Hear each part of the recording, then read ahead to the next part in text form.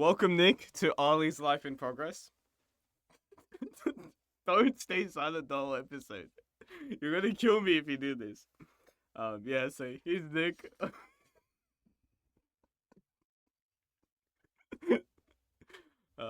Nick's been one of my closest friends.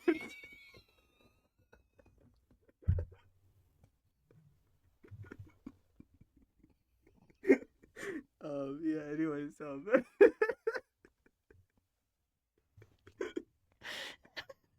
When do I start counting? what do I say? You know that part's not even gonna be shown to anyone, so no one's gonna know what you're saying. I think you should put Which it is as a amazing. bonus at the end. We'll do that. We'll do that. But yeah, thank you, Nick, for making. Did you need a minute? No, I'm good.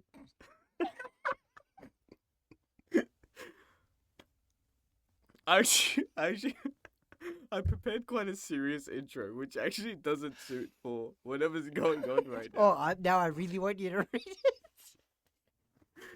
Nick's been one of my closest friends since school. He's one of the first people I knew in Trinity, and he's like a brother to me. Yeah, Thank you. That means a lot. does it? Yeah, actually, I can't Okay. really laugh at that. That's really nice. Thank you. But very yeah, much. thank you for coming on, and You're welcome. welcome to Ali's Life in Progress.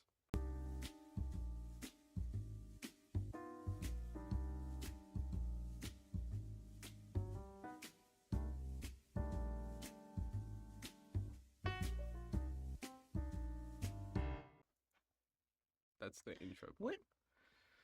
Ollie's life in progress. Why'd you name it that? So I wanted it to sound not professional at all. Okay. So I didn't have any expectations for myself, and it's sort of like it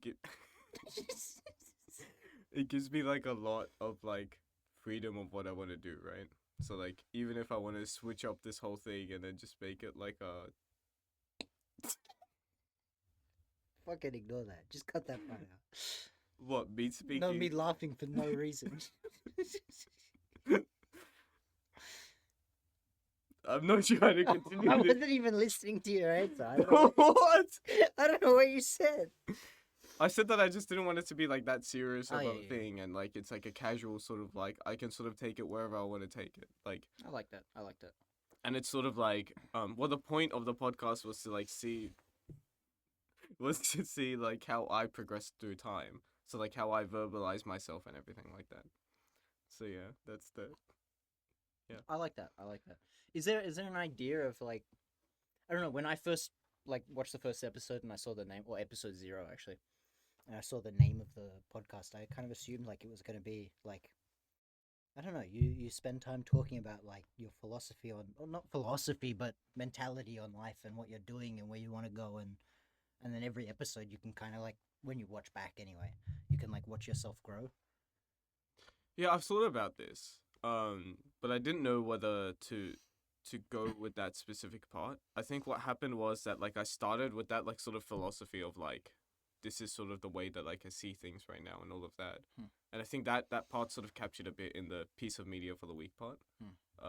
But apart from that, I don't really talk much about that. But that's because as soon as I started the podcast, one of the first things I wanted to do was bring all my friends on, right? I wanted to Fair just enough. like one on one go through like all of my friends. Yeah. And then I thought because I've got time right now and I've got like the space and freedom to do so, I want to get through them in the holidays. And then when it gets to semester time where like I don't have any time, then I can sort of like transition back to that sort of like episode 0 vibe Oh, just on your own? on my own or if I bring someone else. But Yeah. the good thing about that is that requires a lot less preparation. This one, there's a lot of thinking that goes into the episode, or like a decent amount of thinking. Yeah, for what it is, it's just, yeah, it's a lot of time and energy being put into it. Yeah. But like, yeah, during the semester, I just can't do that, so that's why. No, I suppose there is. Like, I don't know. Like, I can see there being a little bit of a difference. Like you just pointed out, like sitting and interviewing friends and kind of that dynamic versus the more introspective kind of thing, like episode 0 and maybe what the other things you want to do. Mm-hmm. But I kind of see, like, I don't know, at least in the few episodes that I've watched, like there's a little bit of that, like, you're bouncing things off of other people, and maybe that's another way of introspecting. Like Mm. and like it achieves the same goal in a different direction. Sort of, yeah, Mm. yeah. I think it's hard to with a person like me. It's hard to avoid introspection at some point of Yeah, the yeah. podcast episode, especially if they're going on for like more than an hour. If you have a conversation with me for more than an hour, it's bound to just it's bound to have some level of introspection. So what's going on with you then, Ali? You've turned into the host of this podcast. So, it's yeah. like it's very like Okay, sorry. very interesting. I like it. I No, like no, no, it. no. It puts the Oh, pressure on yeah, me. no. When we go back to you're doing your introspective stuff, bring me on. I'll ask you questions. Yeah. I'll be behind the camera. I've actually thought about like now that I'm having like everyone on, I was thinking to have everyone on the second time, and then get them to prepare a podcast for me. Oh yeah, yeah. That's yeah. what I was thinking as something that I could do, or maybe during the next holiday time for that to happen, and in between it's just sort of like ramblings and like just doing whatever. Yeah. But yeah, that's definitely one of the ideas that I've been I thinking feel about. like there's so many fun things you could do with the podcast. There is, yeah. Yeah, like- Well, is it currently boring? Is that what? No, you're no, but this is just one of the fun things that you can do. Like, Yeah, yeah. like, okay, episode 0 was boring as fuck, but Fair enough. I'll wear it on my chest. I mean, it's still good, but yeah, no, but I feel like I don't know, like just interviewing friends and like having a laugh and things and a chat is a really fun way to do it, and then maybe you can transition into like other things or swap the dynamics around, like you just said. I don't know. There's heaps of stuff. That sounds cool. Yeah, I like this format because of that. Because there's Mm. just so much to do with it. I do have a lot of ideas cooking. There's one episode that will come out in April that I've been working on. Oh, actually? Yeah. Oh man. I've already started on theorizing the ideas for it, Mm. and I've started on working on that. Who's in it? Just you? Everyone, Everyone. Okay, or quite a few people. that sounds cool. It's a really cool episode. You will definitely know about it. Okay. But yeah. Anyways, so before this episode started, you were sitting upstairs doing something. What Yep. were you doing? I was writing my journal. Yeah. Yep. How's that going? Yeah. Yeah. Were you? I'm enthusiastic about your interest. Can I not be? Also, we'll get it out of the way now. Hello to James's mum. Oh yeah. Hi Melanie. I hope you're watching. Hello. You're a G. It'll be such an interesting experience listening to this podcast, and then randomly your name is Yeah. said, and then you'll be like, "What? What the fuck? What just happened?" Who else is? Hi Connor. Mm. Hi. Who else? Hi Liam. Liam. I Liam, love hello. Liam. I love Hello, Liam. Liam. I still haven't watched Liam's episode, but I really want to. Just because I love that guy. Mm. He's This a, episode was really good. he's a cheeky little monkey. He is a little cheeky monkey. Yeah. Yeah. Aren't we all? Yeah. So I was journaling upstairs. Yeah. Yeah, I started doing a journal. I did a journal for most of last year. It's not really like a diary sort of journal where I like just write down my feelings and things. Although like I can see the merits of that, I've just always struggled to get into that. It's more. You're gonna answer that? Apologies. It's not even my phone. It's someone outside. Oh, it was me. Are you gonna answer that, too? Fuck. Gronk. Oh, it's Vanessa. Do you want me Then to she call can her? join the episode Yeah. if she wants. Could be a lot of editing this time around. Alright, here we go. Got our first. Hi, I'm doing a podcast with Ali. You're on. You're on it right now. Yeah. Hello. Yeah. Am I on speaker? Yeah. Yes. Wow. Hello. Hello world. Can you say hi to James's mum? She's probably going to be watching.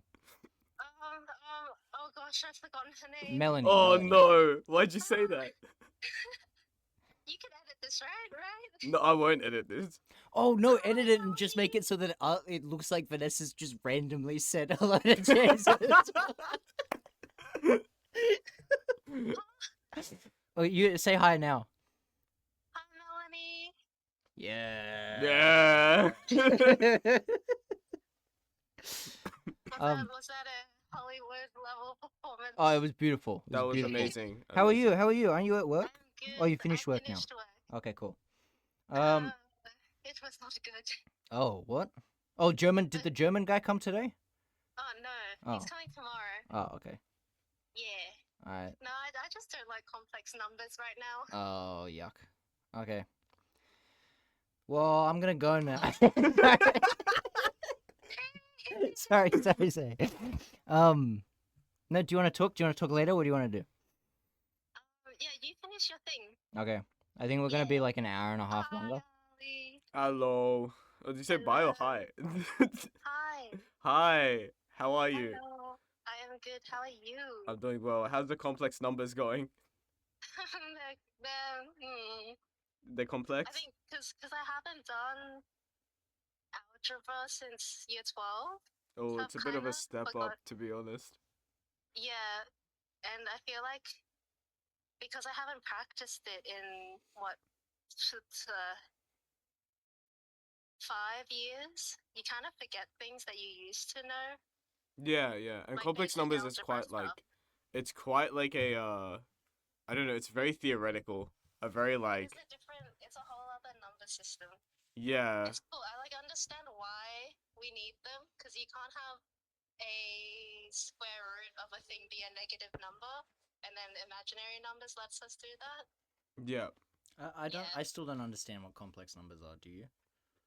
I can try and explain. Oh yeah. Wait, this would actually be Ollie, good. is that okay on your Maybe podcast? not right At this now. point it's whatever flies at this point. Like it's been a very interesting it's been a very interesting episode so far. So Vanessa, we just please need to do feel free. before you start. We just need to do a sound check. Are you able to So- count 1 to 10? But you got to go up in pitches. I don't want to talk about complex numbers right now. What? Okay. Okay, that's Yeah, fine. That's fine. That's fine. Did Well- you have something you wanted to bring onto the podcast? Is there a theme for the podcast? Ollie's liking progress. Everything's been broken at this point. Yeah, so I kind of ruined his whole podcast. No, today. no. It's been this has been one of the most fun episodes that Yeah, I've been on. but And it's only been a few unstructured. minutes. It So lacks, what? It lacks discipline. So what? I lack discipline. No, you don't. Yeah, I actually think you're a very disciplined person. Do you think so? I No, slept genuinely. 13 hours Yeah, two well, nights ago. Yeah, but I feel like, when you think of discipline, maybe the first thing that comes to mind is discipline about what you're doing, like your sleep schedule and all of that. But there's more to discipline, in my opinion. I think, like, when it comes to what you hold valuable, it comes to going to lectures, doing your study, maybe not going to lectures, I don't feel like you care about that, but doing your study and upholding your values and morals and talking about things in the way that you want, not speaking over others and treating people kindly, I think you're a very disciplined person. I think it's very easy for people to be... Discipline is a very broad word. You can use it to describe a lot of things. Exactly, Ollie. Thank you. Fucking sorry. I don't really know how to respond to all that. Yeah. Thank you, Nick. You're welcome. Don't mention it. Should I go now? I don't know what's happening. I mean, you can. You're You free can to stay. do. What do you want to? What do you want to talk about? Fortunately, we don't live in North Korea, so you can do what you want. Yes, Why would you bring that up? That's very fortunate. The mind works in amazing ways, Nicola. Sometimes it's better not to question it. How are your guys? Yeah, how is your meal prep game? No, I don't have a meal struggling. prep. I've never meal prepped a thing in my life. I'm struggling. Are you meal prepping? Well, because I don't drive, it's a lot more convenient if I bring lunch to work. That's And true. normally it's leftovers because my mom is an angel and she cooks dinner most, if not every night. Shout out to Vanessa's mum. Shout out to Trisha. Yay! Thanks, guys. I actually love it. I love Vanessa's. But I love her whole family so much. Like it. No, genuinely. Your mom and your dad are just both such nice people. I like your mum too, Ali. And you know what? I love your dad. Him and his beautiful mustache.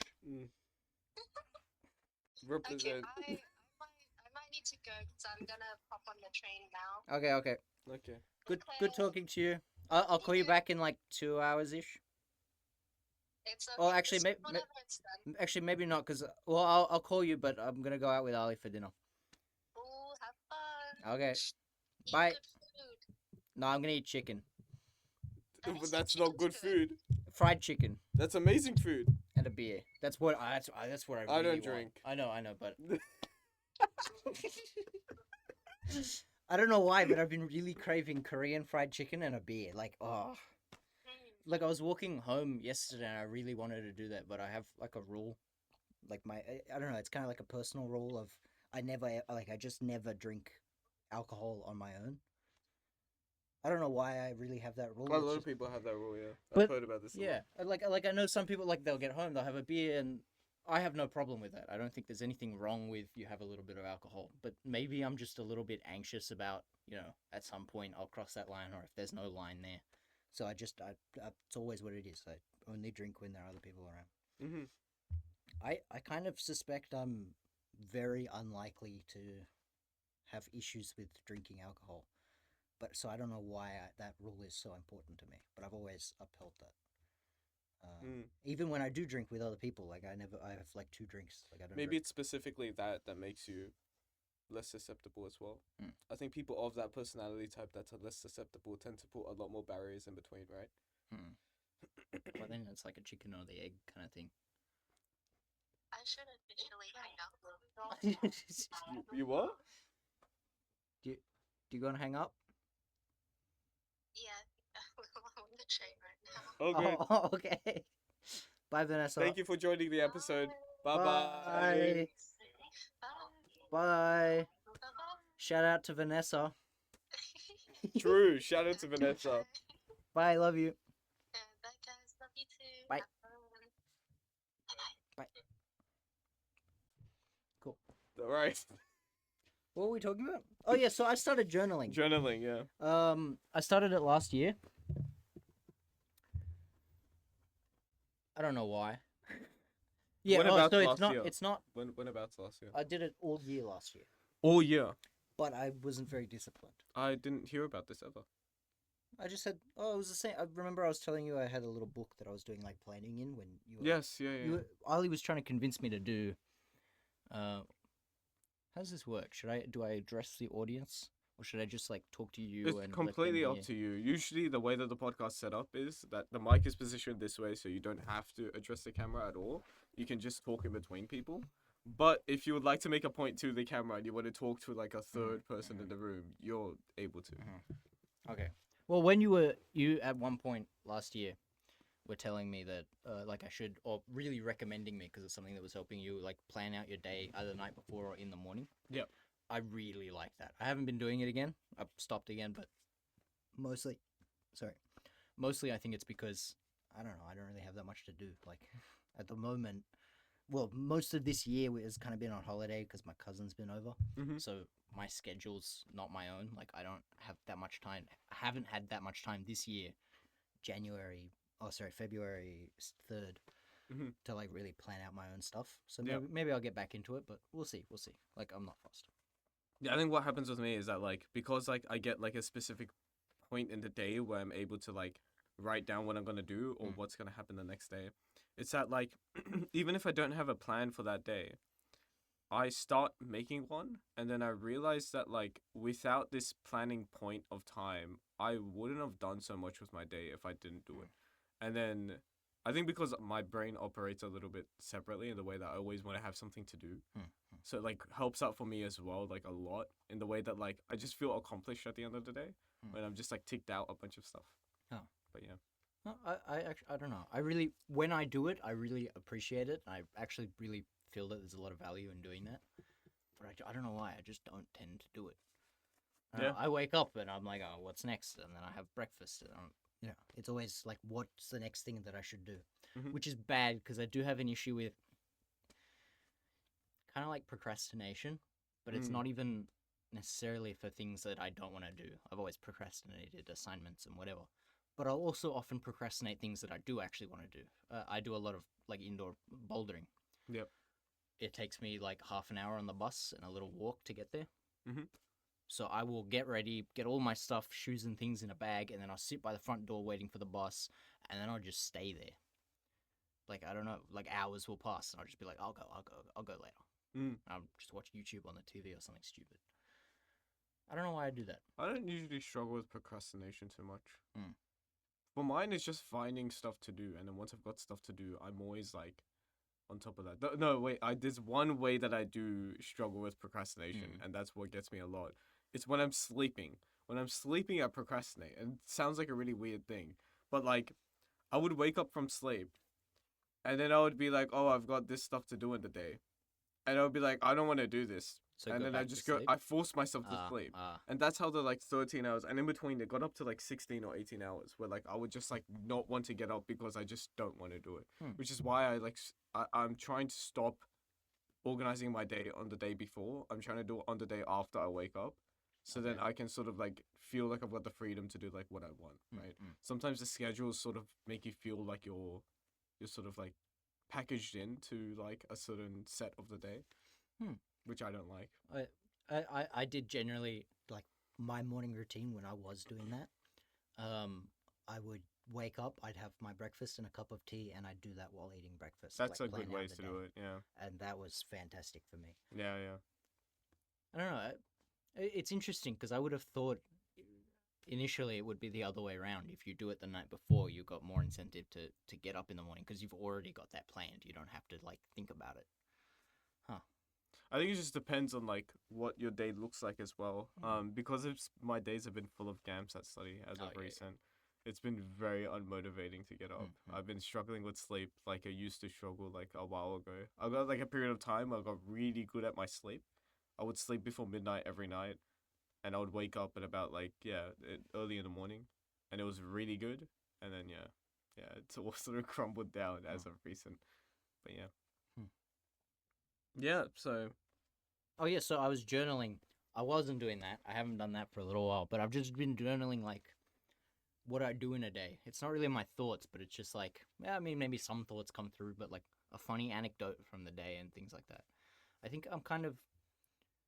I'm sure it's not any more than anyone else, but like when I think back on days that I really enjoyed and things, like I have not many memories of, like, I can't really, and that feels, it's normal. It must be normal, but it feels sad to me. Yeah. I don't know what that is. I actually felt that a lot. I've started something as well, and it's not really journaling, but it's so on the first episode with Anton, I gave him a calendar, right? That was the end of the episode. I've been using that calendar, and on that calendar, I write down the main event of the day, right? So if I plan out that I'm doing a podcast on this day, so I do like Nick podcast, or like on other days I'm like I'm going out to meet with these people, and then I underline what like I'm going to do, and then like there's an effect with like. Did you need to take it? No, I'm not gonna answer anything. Okay. I'm just gonna put my phone on silent. Okay. I don't know who this is. It's probably scam. I get a lot of scam calls. I did in between as well, and then they stopped. They gave up because I kept picking up. Because you kept picking up. They got nothing out of it. Anyways, on my calendar, I found like a really, really cool thing about it is that once you get through like a month, turning back to that page and looking at like, oh, I've done all of this stuff in a month. And it's like, I tend to like, at the beginning of the week, I tend to just reach out to a bunch, and you would have noticed on Sunday how I reached out to them, like, what day in the week do you want to do this? I actually do that with a lot of people. And then what happens is I get my week filled out, and it's really good to like reflect on. You good? Am I just hearing ghost buzzes? Was there no buzz at all? No, there wasn't a buzz. That old man looks Maybe sick. there was a buzz in my voice. I don't know. Did you see that old man? The one that like he just looks. He looks cool. I didn't get that vibe from him. I don't know. He's just walking around like. Yeah, he was like, I wonder what they're doing. Yeah. Yeah. I don't know. I don't know where that comes from. The like worry about not remembering things. My grandpa did have dementia, but so do a lot of people. I think to me it's about like, because the moments feel like they mean so much on a day-to-day basis, it feels really redundant if after time you just don't remember them. It just, and I sort of like the fact that they feel important. Like me, like traveling in to do this felt really important to me, like internally. And it's like, if in a few days I just forget that this happened, it's like, was it really that important? And I don't really want to say it wasn't really that important to that answer, because that feels just off. It feels wrong. So yeah. Anyways, if you were a rat,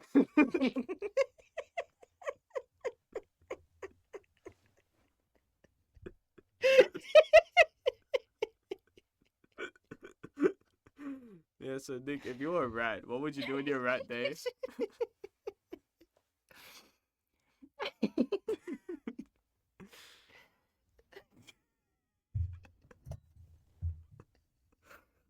You can tell I've really mastered my craft by this sixth episode of the podcast, right? That's one of my questions. Too. Yeah.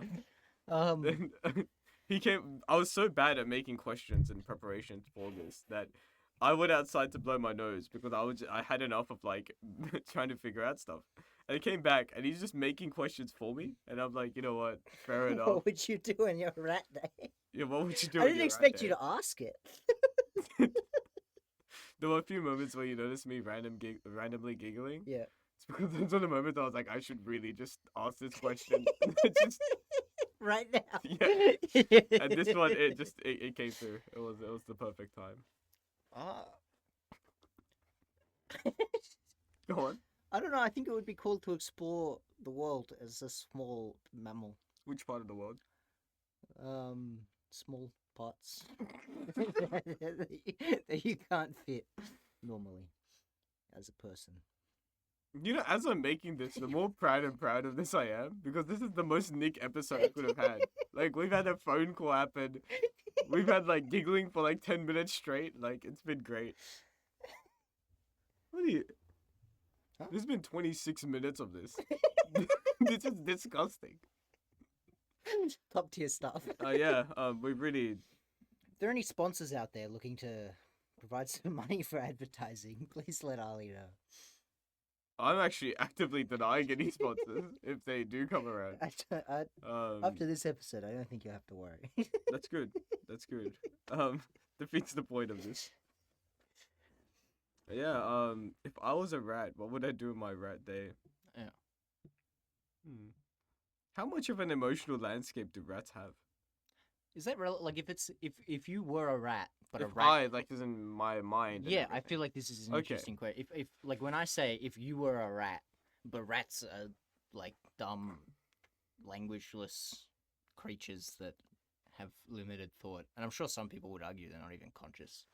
Mm. Oh, no, that's a cool topic, but like so if I say if you were a rat, do you imagine yourself as a rat or do you imagine a rat as yourself?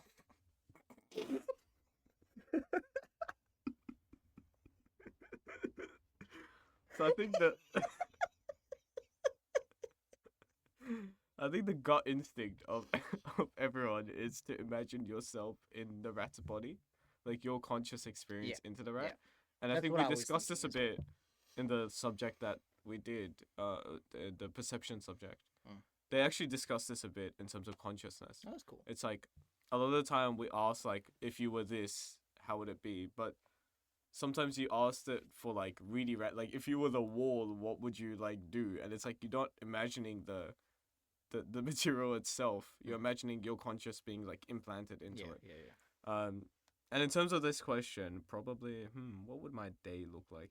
I would probably, it would probably just be exploration, right? That's the only thing Yeah. you would be really interested in. I don't know. I think it would be mad. Like eat a piece of cheese like this big. Yeah.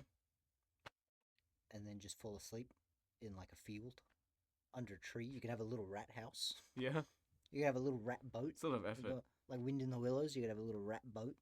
You could have a little rat boat. That'd be cool. Yeah. That'd be pretty cool. But like also like, it takes a long time to travel as a rat. Like, it takes a long time to travel as a human, and we've created a lot of tools for us to travel, right? yeah. We haven't created any tools for rats, But thank it's God. not. But it's not about.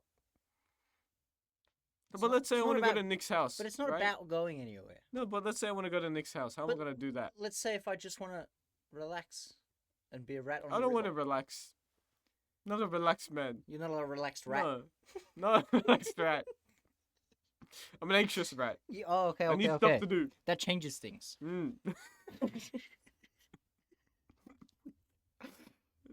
Have you just realized how how this question has gone. Is that why you would? Yeah, Yeah. that inch of confusion. Yeah, it's gone pretty bad. Do you ever think about like okay, you brought up like people, they're big. Big people. People big. But rats and things, Small. they're small. Small and rat. they're really little. Rat small. They're really little. Mm. I don't know. I think I get like it gets kind of confusing, I guess, because you know we have populated the entire world. But sometimes when I like an ant will be walking across. I had ants on my desk the other day because I don't know why they were eating there in my garbage bin. And I don't know.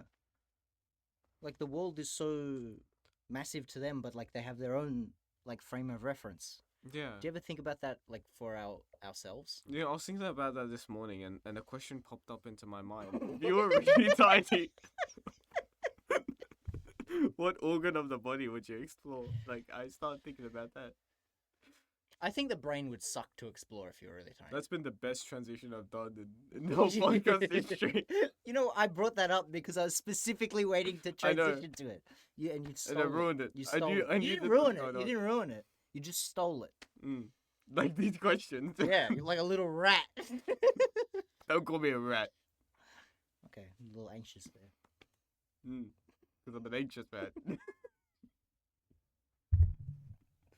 Okay, if you were really tiny, what organ of the body would you explore?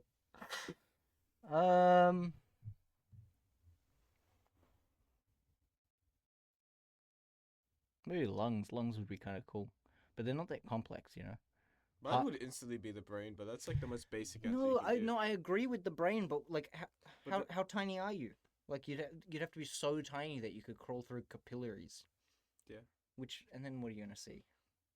But can you change your size to be like more tiny? Oh, or like less tiny? Ant-Man? Yeah. But I like don't know, but little bits. I think the thing with the brain. Oh, No, because then you're you can thinking of block like out specific parts. And you're then you thinking can of heal. down to like cellular level type of shit. Yeah, but then you can also like even if you think about macro structures, right? If you can like turn a little bit bigger, you can like block certain parts of the brain and then see how the person reacts, I never thought about that. right? That's interesting. Like you just Because the first thing I punch got, him in the. well, it's not even punch. You just block the nerve pathway.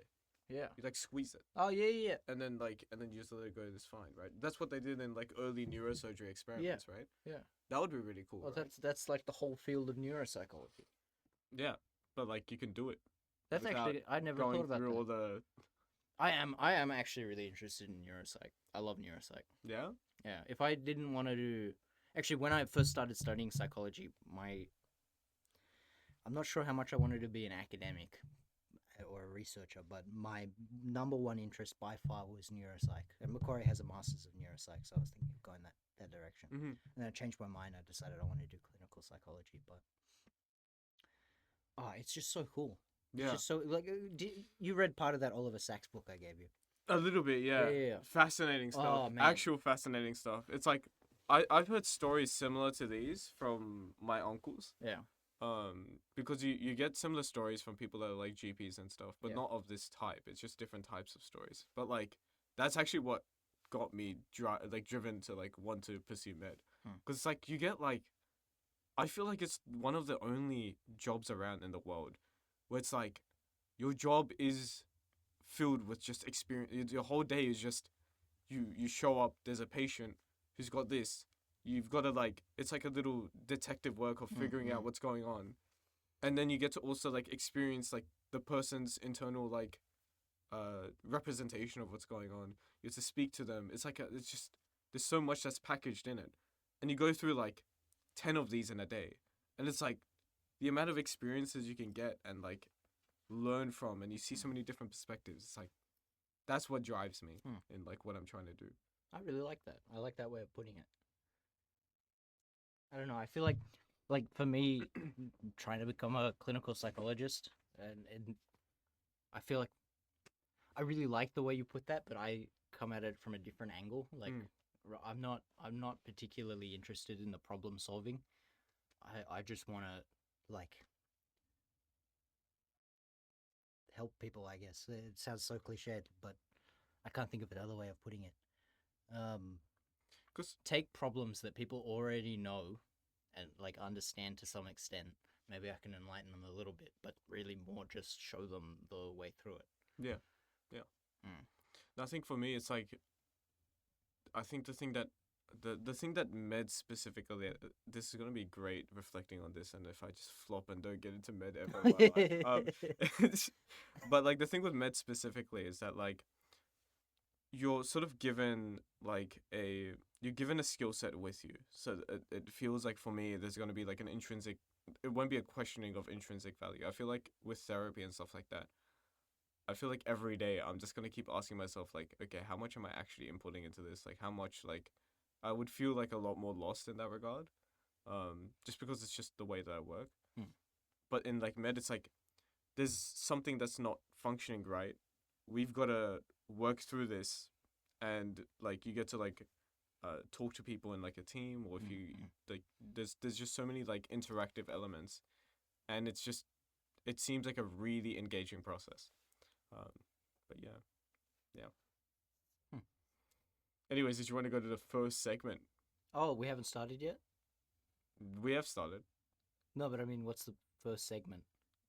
Well, that was just random things that Oh, come just up, right? introduction, That's yeah. You can do whatever. And Okay. the episode can go wherever, even if in a segment you don't feel like addressing the segment, just go on a ramble. Why not? Okay. This segment was actually towards the end of most episodes. But I was like, I've actually never asked you this, and I'm actually really curious how you would approach this, or whether you might just not like it in general. I just didn't know how you would react to it. You know how like in school, sometimes they ask you to like write letters to yourself and all of that. Oh, yeah. Did you find that like interesting, or like would you find it? I've found some of them since, and I find it interesting now, looking back. But at the time, no, I hated it. Absolutely, I was like, this is the dumbest thing ever. Okay. Why would I write a letter to him? I'm there. Bro, That's I'll great. just tell him. Because this segment's basically that, so I know you're gonna hate it. So, let's start with. I actually wanted to flip it around, right? Rather than it being messages to like future selves, I want to do a messages to like past selves. Like if you were transported back in time, that's fine. You can keep doing that. That's, if you were transported. No, it's okay. If you were transported back in time to your kindergarten self, Hindi. this kindergarten, like kindergarten, you just enter, like let's say he just walks in through the door, Yeah. right? I disappear for some random reason. Kindergarten, you walks through the door, sits down. What would you do? Like, what would you say? Or like, would you say anything? Or like, what would go on? I'm not sure what I'd say.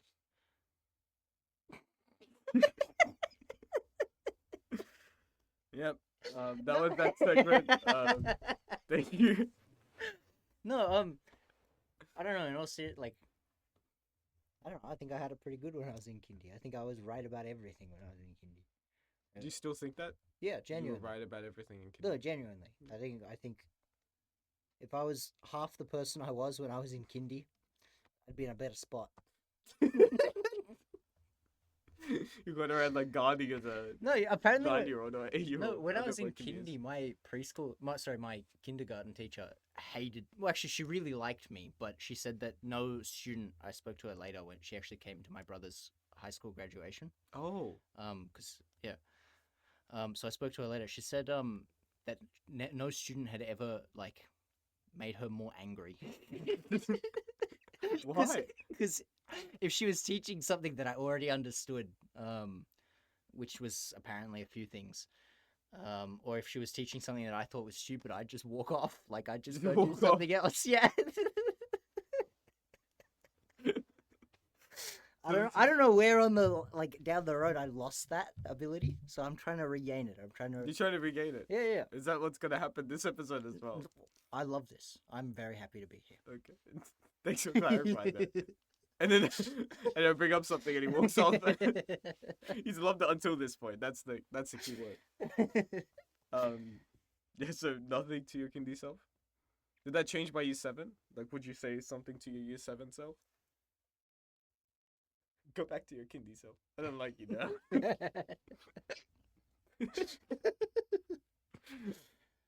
um, Would you say anything to any of your past selves? yeah, You would, yeah. because there's been like a few points of time that I've listed here, but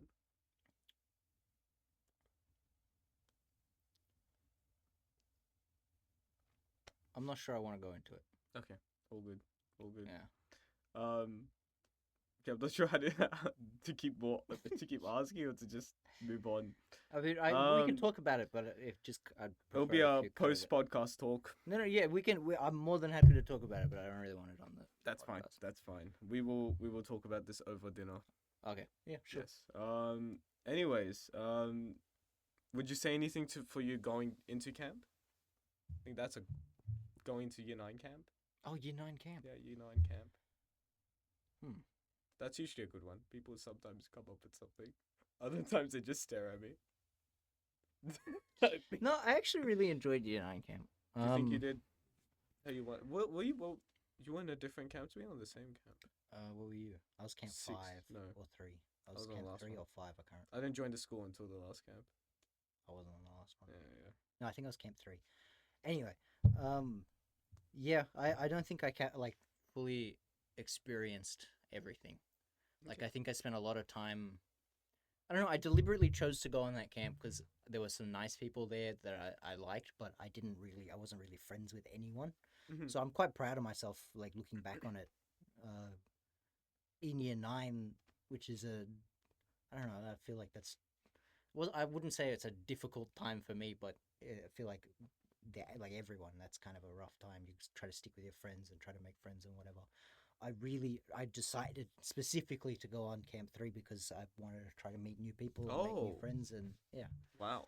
It's a very courageous move from a Year 9 I kid, actually to be got. honest. I was one of the few people that got choices for reasons I won't go into. Okay. but, Yeah. so I chose that one. Wow. Yeah. Interesting. So yeah, looking back on yeah. it, I'm pretty happy with that and proud of that. But I still think, I don't know. Once I got there, I was good and I kind of stayed comfortable with people and I was friendly. But I don't think I fully jumped in and really capitalized on it. I think interestingly, like my experience was quite similar in a different way. Mm. Like I don't know if you've heard this story, but like when I joined school, and I've said this on the episode before, but when I joined school, I had Mr. Lecky as my interview guy, Mhm. and he brought up the idea of going on the 1 month camp. I remember I was with my dad right in the interview, and then I was like, 1 month camp? That sounds like so much fun. Let's go. And my dad's like half stressing at the point. He's like 1 month, and I haven't been in this school. And I was like, yeah, I'll just it's a new school. We'll do it. Why not? And then I was in the school for 1 week. Hmm. I barely knew anyone at all, and I went on this camp for a month with literally strangers to me. Yeah. And then I ended up in a cabin with like Derek and Alex, Hmm. and like they ended up being like my Oh yeah, my yeah, group yeah. from Oh, so there. that's how you. Oh, I That didn't is know how that. I met them. Oh, cool. And then they pretty much, well, it was interesting because Derek sort of like accepted me into their cabin. Like it was that sort of vibe. I didn't really have anywhere to go, and Mhm. Derek actually accepted me in, which is Mm. very interesting because that's not usually like, it's a very like random moment. Like looking back, like it was just very random that I just got accepted into a random cabin. What, And then what do you mean by accepted? You mean like you were in that? they just cabin, were like, but yeah, come they with really us. tried to involve. They you really and tried to everything. involve me and everything Hmm. like that. Oh, that's really cool. And that was actually a really, really good experience. Mm. And I think from there's been like a few times in my life where I've been taught.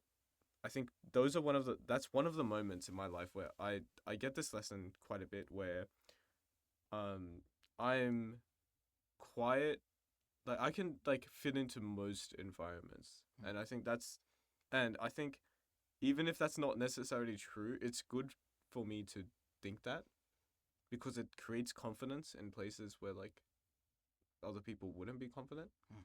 Like I just don't have as much anxiety over like social, like something that a lot of people say about me is that they notice that whenever I'm at a party or anything like that, that anxiety, the social anxiety part, doesn't exist in me. Yeah.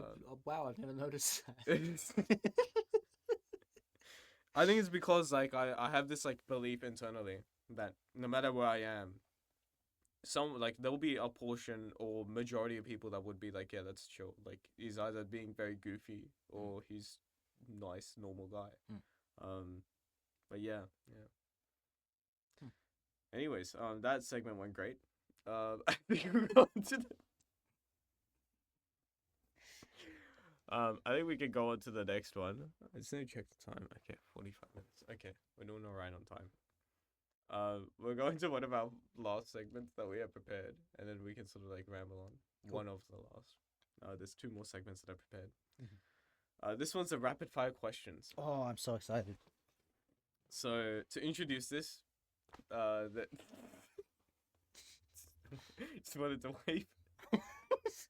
No, because I'm so excited. Oh, okay. You're like celebrating. You're Yeah, like, yeah. okay. To introduce this, you can take some time to think, but try to make your answer short. Okay. It's not about you being quick, but you can be quick Oh, if you like. okay. This is a great idea, actually, that I've just stumbled upon. Being quick. I should like set a timer. Yeah, this is actually what I thought it was. That's gonna happen from next. I need to prepare like Okay. some things. I thought of. Let me just.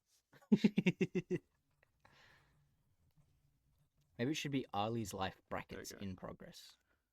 DF oh RF RF time. rapid fire time. That will Okay. remind me. It's just a short note. Okay, are you ready? Yeah. For the.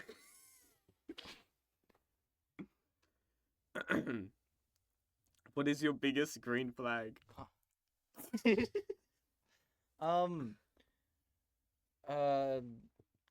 of laughing with people, like instead of laughing at people or in front of people, just when like they make people laugh and everyone seems really happy around that person.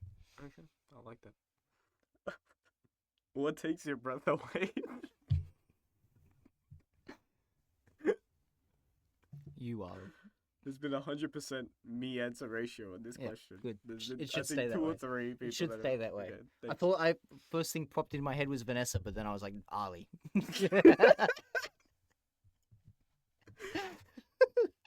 What is something people misunderstand about you? I'm actually a really dark and twisted person.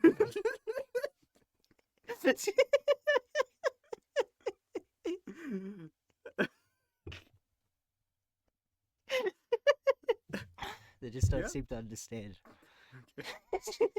I think I get it now. It's all good. I won't misunderstand that from you from now on. Okay. What is your favorite part about being a woman?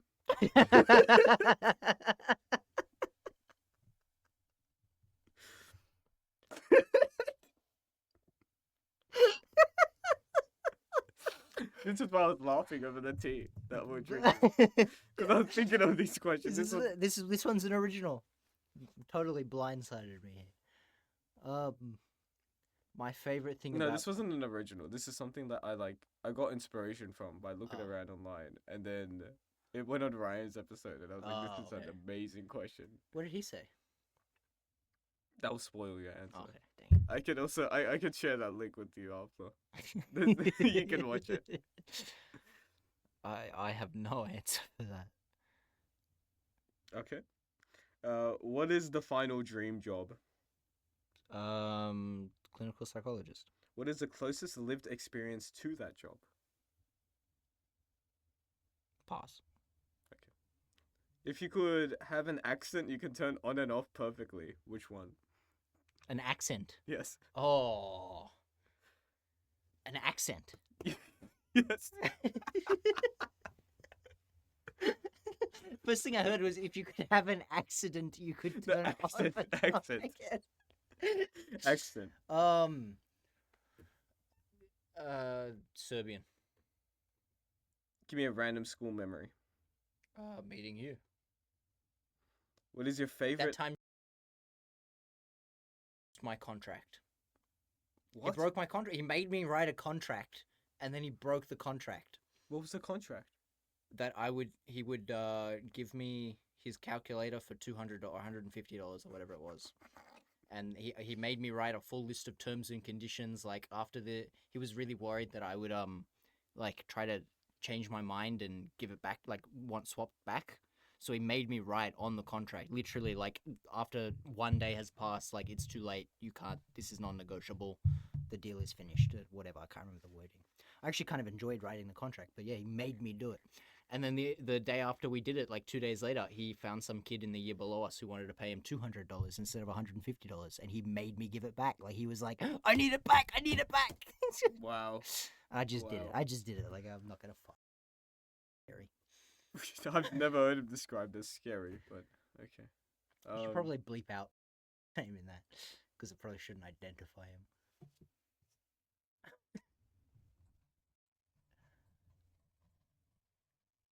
We should make a contract. We should make more contracts over things. What? Anyways, What? Like what? I have ideas. Okay. What's your favorite childhood cartoon? Really young, not a cartoon, but Play School. Okay. And then after that, I liked regular show.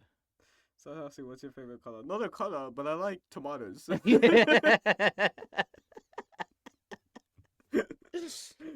um, what's your favorite escape place? Escape place. What do you mean? Just a place to go to just escape. La Montage. A SpongeBob character that suits you well.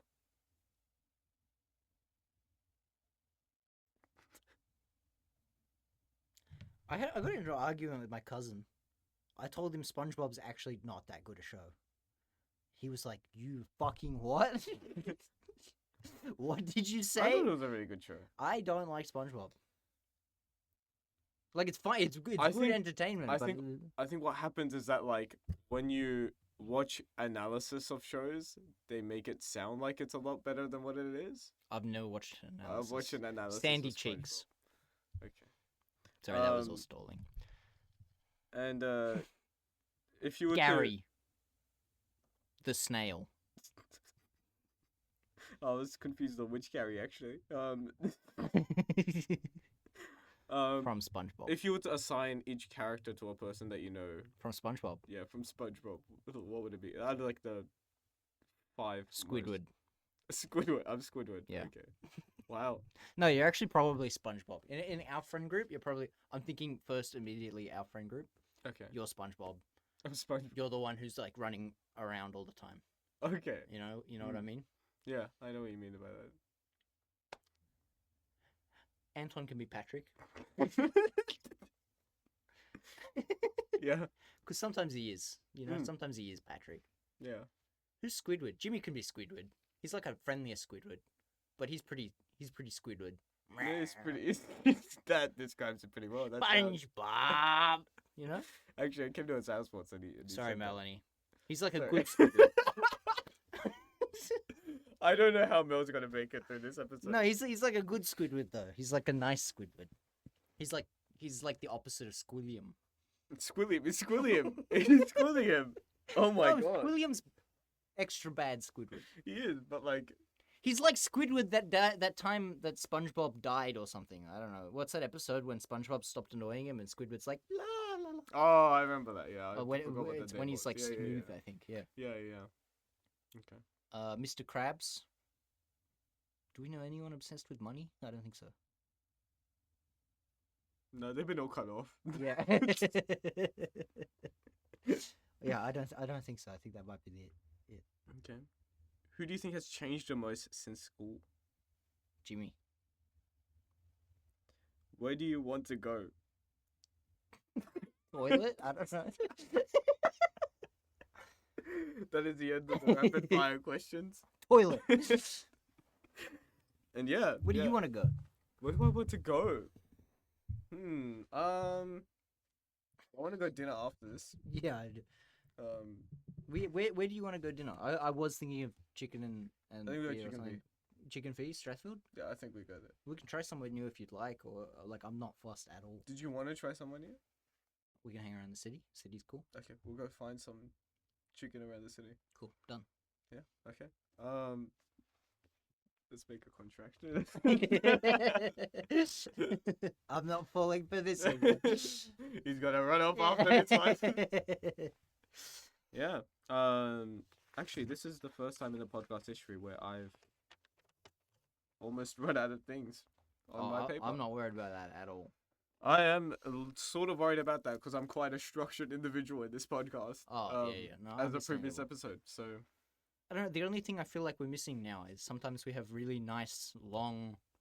I won't say philosophical. That seems very exaggerated, but yeah, we talk about something with substance. Actually, um, this is gonna be weird because I'm addressing a third person that's not in the room. But Nick, one of the core memories that I have of Nick is actually got to do with the conversations that we have. And we had a period of time at university where we would sort of collect conversations like Pokemon. Yeah. And there was the whole it started from, and we both know this conversation about why do we wear what we wear. Yeah.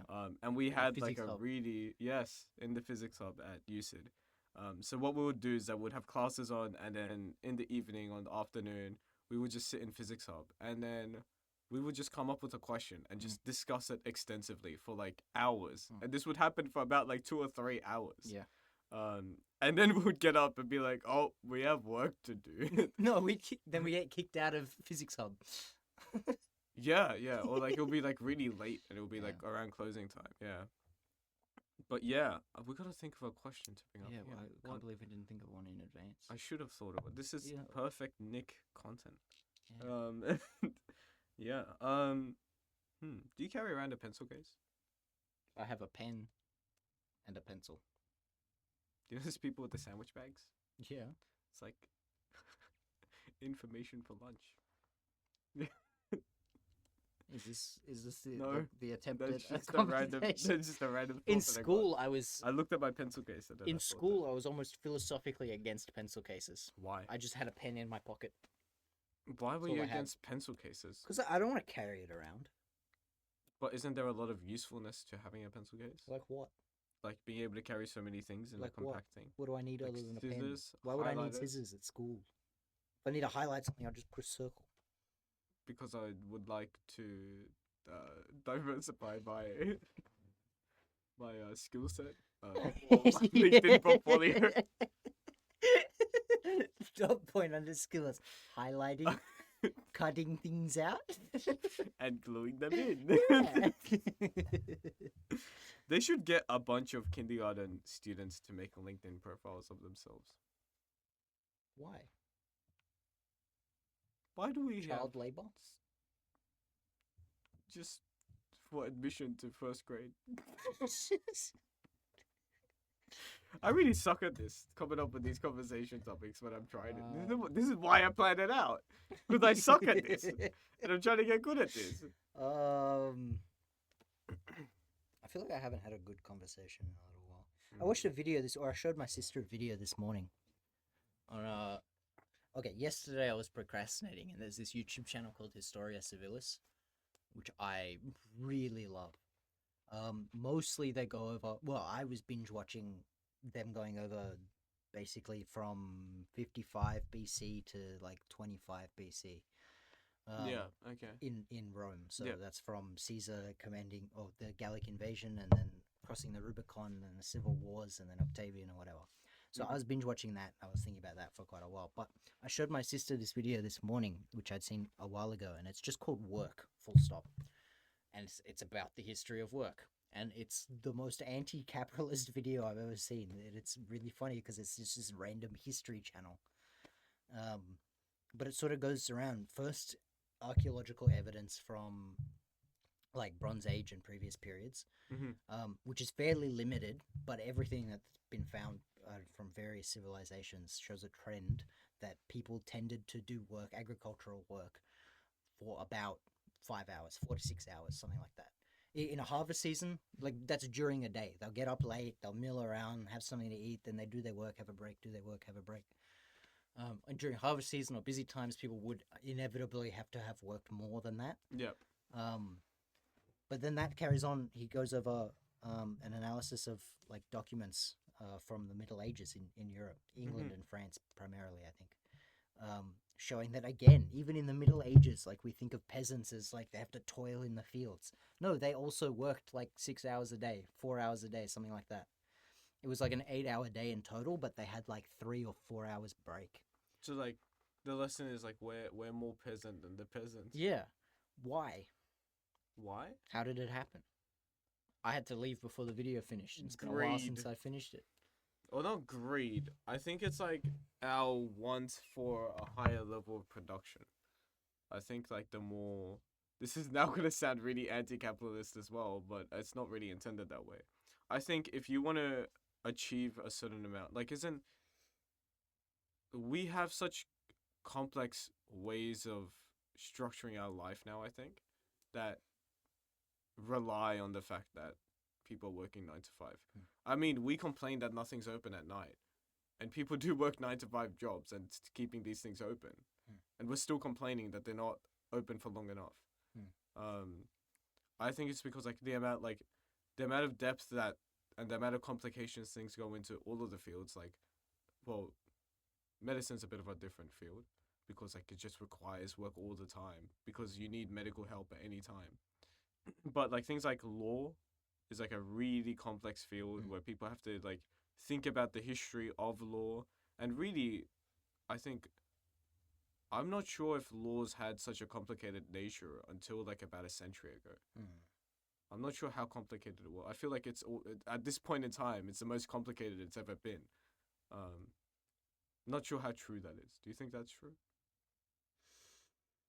I mean, I guess it depends on the system. For our system, that's probably true because we use it. Actually, I feel like technically that must be true, just because we use the common law system. So then, with all of the cases that have gone on over the years, you have to know more stuff and be more aware of what's going on. I feel like actually that's not necessarily the case. I mean, just from what I was binging yesterday, Roman law seems unbelievably complicated. That's 2,000 years ago, over 2,000 years ago. So I'm not entirely sure that's true, but maybe the argument doesn't entirely hold up for the professional kind of class. Maybe it's more about what's the bottom doing. Because I feel like maybe this argument's more real to people in the United States, where you have people who are still poor, who are working every waking hour of their lives, essentially. They can't afford to stop working. Maybe it's a bit better today. Not today. A bit better in Australia where we live. But even the people who are just working lower jobs, if they're actually trying to, unlike us, or me at least, when I was working at IGA, if they're trying to support themselves on their own money, then they have to work quite a lot. Yeah. It's probably more than 4 to 6 hours a day for 5 days a week or even 4 days a week. I was having this conversation with my dad as well, actually, about how our needs and luxuries have increased so much that our baseline level of how much you are to learn has changed so much. A person back in an agricultural time was satisfied with just living in someone else's house on the floor with a pillow probably, and then just going out, doing their work, maybe eating a bit during the day, and that's pretty much their luxury, right? But now it's even for myself, I have a folder with papers in it, with a pencil case, some books, a microphone, a laptop, and it's all of these luxuries have expanded so much that for you to live your life in the way that you want to live it, it just requires a lot more money, especially with home ownership now. That's a massive expense that people just generally tend to strive for. It's just how much a lot of the time I've seen my mom sometimes watches a lot of these money advice shows, the one where a guy comes in and is trying to give money advice because she finds it very funny and entertaining. And some of them actually make pretty good points about it's not about you being rich, it's about what sort of lifestyle do you want to live and then how do you achieve that. Some of the shows are actually really good in that regard, where they have a bit more nuance, and it's you go through it's especially bad in America where people just pick up debts and credit card loans and stuff just to buy, I don't know, they feel like buying a handbag and they pick up a credit card loan. Stupid stuff. But then they go through and they're okay, do you actually need these subscriptions to these things, or do you need this stuff? And then you go through and figure out what your luxuries are. And that long list of things are things that just didn't exist for the past history of civilization until about 10 years ago, 20 years ago. I think that's what it comes to. That's true. I actually think that's a pretty fair way of thinking about it. That ends that conversation. It's funny how much difference a mic makes in between the quality of your conversations, to be honest. I feel like it's worse. Yeah. Yeah, that's just what tends to happen. That's why I have to prepare so much, because I Yeah. know I'm just going to get stuck. There's just something about... They actually But maybe it's not. interestingly. Oh, sorry. You go. They did a study about the effect of, and this isn't necessarily towards a microphone. They did the effect of a phone being in your room, right? And let's say the phone is turned and shut off completely. For a lot of people out there, even a phone being completely off, just the object of your phone sitting there, it's shut off, there's no power in it, whatever, right? It can't make buzzes or anything like that. They did focus activities, people's focus would be lower. Even if it's not even in their field of vision, it's on the other side of the room. Their focus would be lower than if you just place the phone outside of your room and it's just not in the room with you. Focuses would be like different. I feel like mic plays like a similar role in some ways. See, my thought process was actually that, like, when we're recording something, we're actually really conscious of every downhill, like, little gap, every problem that kind of arises. I kind of suspect that all of those problems arise normally in a normal conversation that we have, but we kind of just don't think about it. We move on immediately. Yeah, I mean, I think we're also very comfortable with silences in Yeah, our conversations, and that's why we're able to have like such long philosophical long discussions about like ideas. It's because like we can like give ourselves some time to just sit there and digest a piece of information and be like, okay. And then like a lot of the times it would be like you're sitting there for about like a minute or two silent. You have a bunch of thoughts and then you just let out a random thought. That's what happens a lot as well. But yeah. Indeed. Yeah, did we want to move on to the next segment? Sure. Yeah. This is the piece of media segment. Did you bring a piece of media? I Why did. do you have so many books here? So those are the stand for the thing. Oh, okay. There's books for the stand. And I will be going through a little bit of each one of like this. Oh, okay. It's part of my piece of media. There's one main one, and then the rest of them are previews of the next one. Oh, okay. Yeah. Should I? So mine is actually. You messaged me telling me to bring a piece of media after I'd already left home. Yep. Because you didn't anticipate that I would leave on time or even early, which is I 100% fair. I've never. that done wasn't that actually the before, ever. purpose of it. I actually was Oh. really disorganized for this podcast. Usually I message on Sunday No, what everyone yeah. needs, and I give them Okay, so okay. much time to prepare. I message like even the friend segment is not happening this episode because of that disorganization. Yeah. The 13-hour sleep threw me off a Anyway, lot. I came But yeah. early, but it worked out because I brought a gift for you. I'm For me? 90% sure you don't have it. 95% sure you don't have it. I own a total of about 20 books. I'm pretty sure you don't have it, but I don't know. It's Probably not. It's so. not an obscure book, but I don't know. Since a lot of the talks that we have, like, I feel like I've brought. Do you want me to show you now, or we'll wait? You go first, and then I'll show you. You can show me now. It's in It's the a middle book. of conversation. It's a so- book. I think since I'm sure I've brought it up a number of times. When I was in high school, it's been a little while since I've really read into it, but when I was in high school, especially from studying Latin, I got really into like Stoicism as a philosophy, just conceptually. Yeah. I really find I don't know, I've always found it to be really interesting. It definitely, in my opinion, has its significant flaws, especially this book, which is kind of the like go-to book for Oh my god. Stoicism. You don't have this, do you? Well, I don't have that copy yet. I wanted that one specifically. I wanted the penguin one. Do you have one? I do have one copy. Fuck. Trying to make an excuse. But I actually haven't read it. I haven't got enough time to read Dang, it. I could've- And this is going to be the copy that I read. Dang, I could have brought Seneca then. This is it's Meditations by Marcus Aurelius. I famously read every year by There it is. Bill Clinton. Thank you. Every single year, Bill Clinton reads it. And Really? and he's a great man. really warms my heart. No, I kind of think I will keep Bill Clinton close to my heart as I read yeah. this. I don't know. I think it's a really interesting book, and Marcus Aurelius I think has some problems. He's not my favorite, but I really like some of the things that he talks about in the thing. I don't know. There's sections.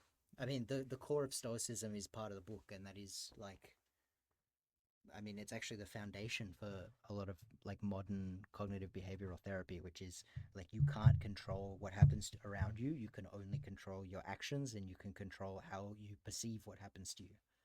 And so you should spend the bulk of your time trying to hone that part of your mind that can rationalize what's going on and not be overcome by negative feelings and things like that. Sorry, that guy just looked in through the window and he was like, he looked like a Muppet. Oh, sorry.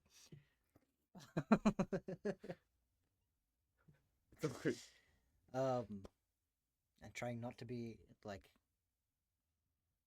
just trying to be entirely on top of what's going on so that you don't like lose yourself in panic.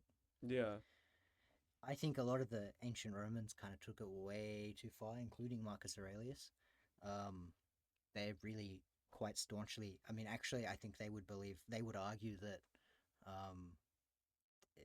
often that emotion, and that's actually something that is negative to your overall use of reason, and that you should try to stifle your use of emotion as much as possible. If something makes you angry, you should not be angry. Something makes you sad, you shouldn't be sad. Why are you sad? Which I kind of disagree with them on. And then, yeah. But I still think that it's a really cool and interesting idea, and it's something that I think about a lot. So I thought that it would be a good thing to give you. No, thank you. I will read this copy. This is the copy that I will read. The other one will stay dusty on my shelves. But you know, thank you. It also means that I get to gift the other copy to someone else. Oh, awesome. So that means that like you've now given me like a free gift. Yeah. Dang, it gives me an opportunity to. I had this tiny idea in my head that you had it, but I didn't remember. No, that's perfectly fine. This is the one that I would read. I could have got you. I know of 3 main Stoic philosophers that I like. Epictetus, who I've never read. Oh, sorry, Epicurus, I think. Not Epictetus. No, or I don't know. It doesn't matter. Seneca, who I really like, and Marcus Aurelius, who I think writes the most specifically and writes some of the best stuff, but I kind of dislike him. Just because he writes some things in there about how, I mean, there's some like quasi-religious stuff too, like about connected to it, like we are made of fire, and yeah, I've heard about this stuff in meditations. Yeah, but there's some really good stuff about like how, or he writes about how he feels that every human being is kind of a connectedness in this like great whole, this great world that we live in. Yeah, and like everything serves a part just as he does. He's no greater than any other part, which I think is really beautiful. But if you read the introduction, it talks a lot about like how he regularly would just massacre people.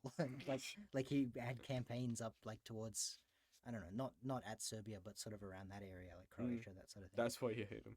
Well, no, but he yeah. did conduct, like he was, that was the border of the empire at the time, and he would just be like, Christians, and then he writes stuff like that, and I'm like, what? Yeah. Anyway, no, actually, a lot of the ways that I process things in life, although not consciously stoic, are actually quite stoic in their ways. I've been meaning to read this a lot, and now this gives me an excuse to like properly read it. I think there's a different type of motivation that you get when you buy something for yourself and it's on your table for a while.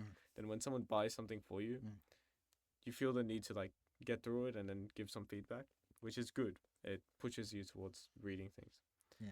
But yeah, thank you very welcome, much. You're welcome. There's about 5 minutes left in this room, so you want to continue it? Use it or something? I think we will continue it because there's actually we got there's something coming. There's actually there's something coming. I actually would be very happy if this is the piece of media that I brought, and I would be very happy to talk more about Stoicism and philosophy generally. Okay. I've spent a lot of time. It's kind of been a little while since I've really spent much time thinking about it. Mhm. But I like it was the main thing on my mind for a little while. Well, actually, one of the things that I wanted to do with this podcast after I get through, so this is meant to be like an introduction to you to the channel. Really, this is why I'm trying to get through everyone. Mhm. Is so then when I bring them on next, I'll have like a proper longer form topic to talk about that each person would be properly prepared for. And it's like rather than saying like, oh, like who are you, sort of like rapid fire okay. questions vibe. Yeah. The the and this isn't really even about the audience. It's like the channel knows that you exist. And it's not really like it's not at all directed to the person watching or anything. But it's like Sorry, Melanie. it's I've even explained this to her. But like it's like the channel, it knows of you. Like the entity of that channel, like the name of the channel gets to like understand each person exists. And then after that, like you're able to like, for example, like we know psych quite a bit. So I might bring in some psych stuff one episode, and then you can bring in some psych stuff, and then we can actually, like that sounds awesome. ask questions of like what's going on. And that could be like an in-depth conversation. It's like because the channel already knows who you are, we don't have to go through all of that. We can just talk about the topic for the whole episode. That can be like an hour-long thing, and then that's how podcasts could go furthermore. That's why I wanted to get through like this is like the intro period. So yeah, there is a lot more coming up in terms of like the macro podcast. I'm so excited to And see where then- you take it. Yeah. I really like the way that I've set it up for a long-term thing. But yeah, anyways, we will have to cut to the next location That's fine. because there is actually quite a lot to talk about, I've realized. But yeah, as 3-hour episode. Let's go. as per tradition, the guest must clap and then. All right, welcome back. Welcome back to the podcast. How you We feeling? had to move. We're actually at. What was the question? What's your favorite escape? Yeah, spot? we're at the favorite escape spot. Which is on the Bay Run in wherever we are. Yep, Like thanks for doxing Haberfield- us. Haberfield-ish. That's great. We live in Sydney.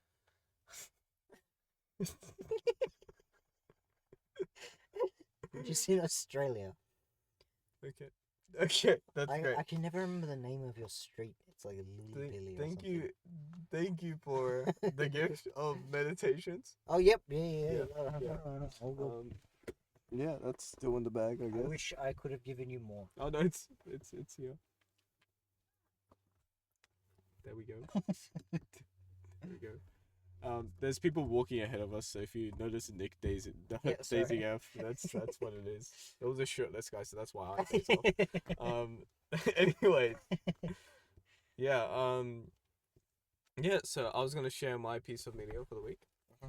It comes from The Alchemist. I made a promise last episode that I would finish this book by this episode, and I did. It kept me very good. accountable. Thank you. You're welcome. So I got a few parts of it, and I think this is a really good read for everyone because the author's Paulo Coelho, and he's a South American guy that's written this. But what I find fascinating is how he's managed to encapsulate a lot of Islamic sort of aspects of it, as well as Christian aspects. The setting changes from Spain to Egypt, and he manages to capture those traditions in ways that you wouldn't expect someone not coming from the area to have. But yeah, so that's the book, and I wanted to read a few sections. In the book, I actually found a very a very like interesting aspect of the book was there's an Arabic word called maktub, and what maktub means, it directly translates to it has been written, right? Okay. And it's sort of like a religious sort of thing, where I'm realizing I should have a window down. The ventilation is like super bad.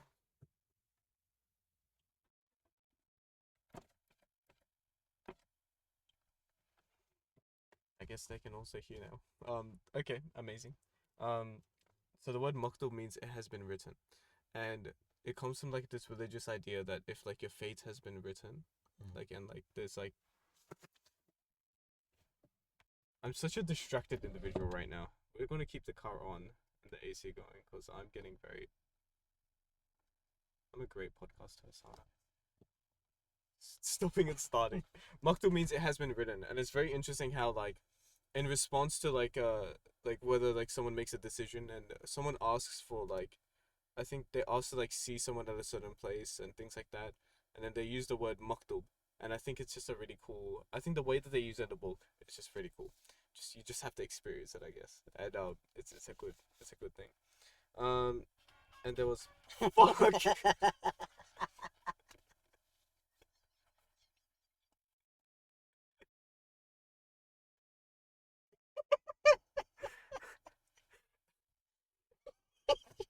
Anyways, another part of the book. Um, another part of the book that I really enjoyed is that there's a love interest in the book, and it's a woman that lives in the desert. Her name is Fatima, and she speaks.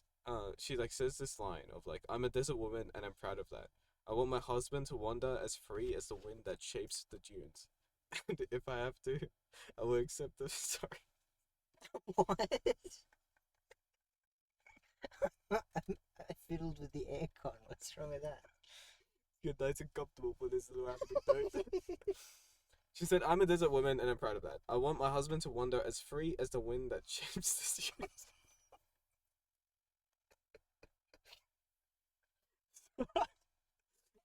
This hasn't happened with anyone else. I can't take you seriously. It's just... Like with the air vents. I don't understand. It's hot in here.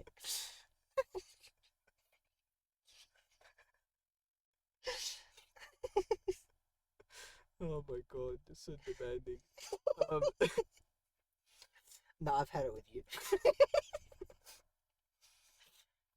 she says, and if I have to, I will accept.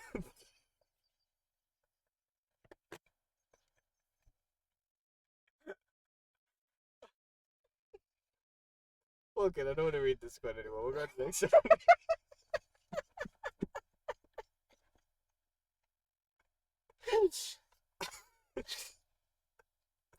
Why can't you take anything I say seriously?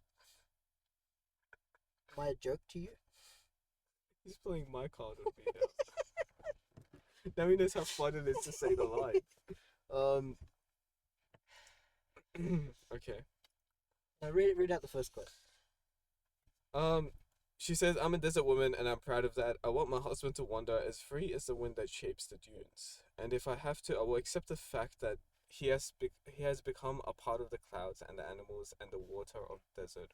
And what this sort of like relates to is like this idea that like a lot of like women in the desert, a lot of their men go out to a lot of journeys around the world, and sometimes they don't come back, and then they sort of like they they feel the presence of this person in the wind and in nature, and I think like that was like a beautiful part of the book. I think the way that they express that is very nice. Yeah.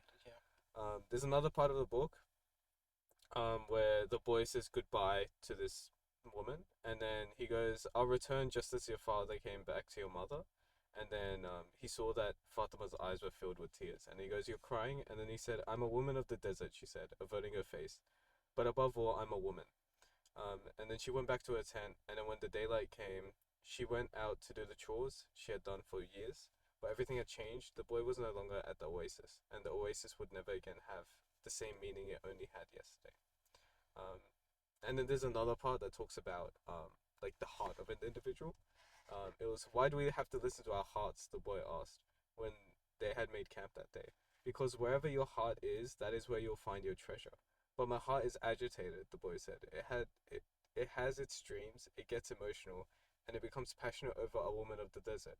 It asks me things, and it keeps me from sleeping many nights when I'm thinking about her." And then the merchant responds, or the alchemist responds, "Well, that's good. Your heart is alive. Keep listening to what it has to say." And then the boy afterwards, like, feels his heart, like, showing a lot of fear towards his journey. And then he says to the alchemist, "My heart is a traitor. It doesn't want me to go on." And then the alchemist says, "That makes sense. Naturally, it's afraid that pursuing your dream, you might lose everything you've won." And then the boy responds with, "Well then, why should I listen to my heart?" And the alchemist says, "Because you will never again be able to keep it quiet. Even if you pretend not to have heard what it tells you, it will always be there inside of you, repeating to you what you're thinking about life and about the world." And like I think there's like things in here in the book that like really point to themes that themes like that that like really made the read worth it. So yeah, if you ever get the chance, The Alchemist, amazing book. For a sneak peek of books that will come up in the future, I got a gift from my friend Anton from the first episode. It's The Gentleman of Moscow. I've read a little bit of the book so far. I want to finish probably a quarter of this by the next episode or half of this. But also with meditations, this will be another read that's coming up. And there's also another book that I ordered that just arrived today. It's called Frequently Happy. This is by someone's reels that I watch. And he writes poetry. He's a very positive guy. His name is David Larby. I think I know this guy. Yeah, he's always got like the brightest smile. You can hear the smile He's in got his like voice. that British. Yeah, he's like yeah. he's I British. love that guy. Yeah, so I got his book, and I already like I opened the book and I thought, the premise of why he came up with the title, he writes like a little poem, like sort of like 4 lines. He says, "I always pay attention when a small joy grabs me. Some say easily pleased, I say frequently happy." So I named this book Frequently Happy. I thought this is a really nice read, and I really might like quote this book in future episodes. But yeah, that is the segment of piece of media of the week. So The Alchemist was the main thing, and then there's 3 other books that will come up. But yeah, this segment runs every episode. The media segment. Yeah. And I'm trying to. It's actually getting me to read a lot more. Oh, okay. I started and finished this book in about 4 or 5 days, which is actually really quick for me. And I presume these next books would also be pretty quick. This one's a bit thick, so it's gonna be a bit harder to get through. Already, like it's already been pretty interesting. It shows a character that is a lot like the Gatsby kind, where like you don't really know why he's got so many experience and so much history with so many people, but he just has a lot of connections, a lot of like random bits here and there, and it's really interesting to like expand upon like where he comes from and what he is. What's it about? Just that man basically. It's the book starts with him being in a court, and they basically banish him to like this hotel in this other side of Russia, and and then he pretty much gets to the hotel. I've only read a tiny bit, but he gets to the hotel, and then looks out the window, and I think the way that he like expresses things about like watching, like he looks out at the window and he sees like some guy rushing into this ballroom and stuff, and then like he reminisces of times where he was that young, and sort of like discovering the characters past through like stories of like other people doing their daily lives. It's just very interesting. But yeah, Gentleman of Moscow, it will come up in the future, just like the rest of the books. But yeah, that is the piece of media segment. Do you want me to talk about some of the books that I'm reading?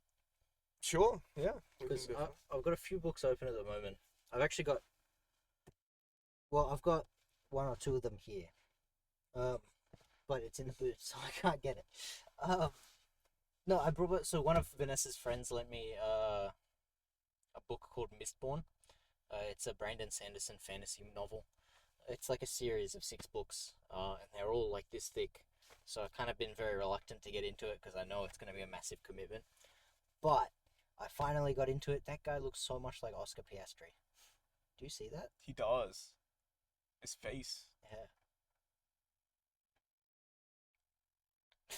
Anyways.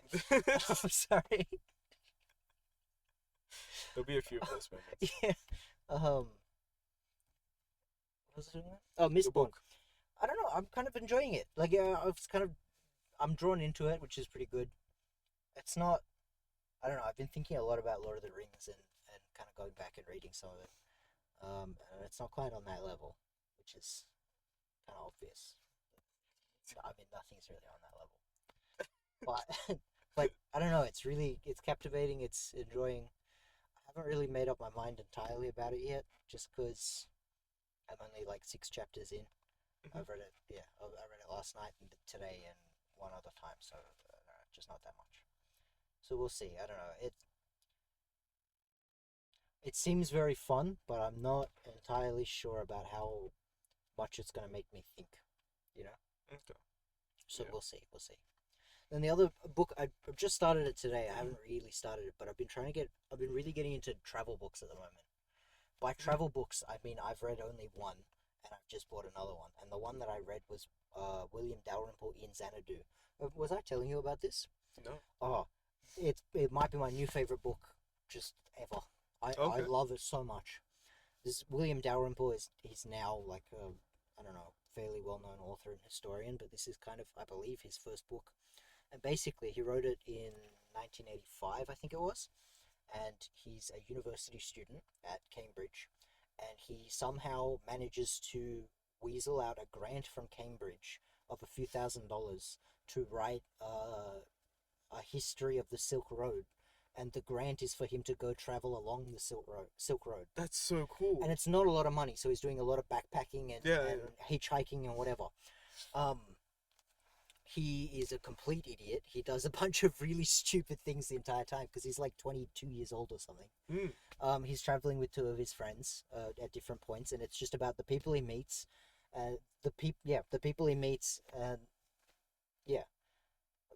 the cultures that he encounters, the cities. He goes into great length about the architecture, and then my favorite part is because he's a historian. He's really, really good at tying in what he sees with what he knows about the cultures and people that kind of how it's changed over thousands of years. Like he goes and visits ancient temples from 2,000 years ago, and he compares it to, like, say in China, or it's called in Xanadu because he's on his way to Xanadu, which is I think it's not actually called, it's called like Chengdu, but it's Kublai Khan's like summer palace, his vacation palace, like sort of in northern China around Manchuria.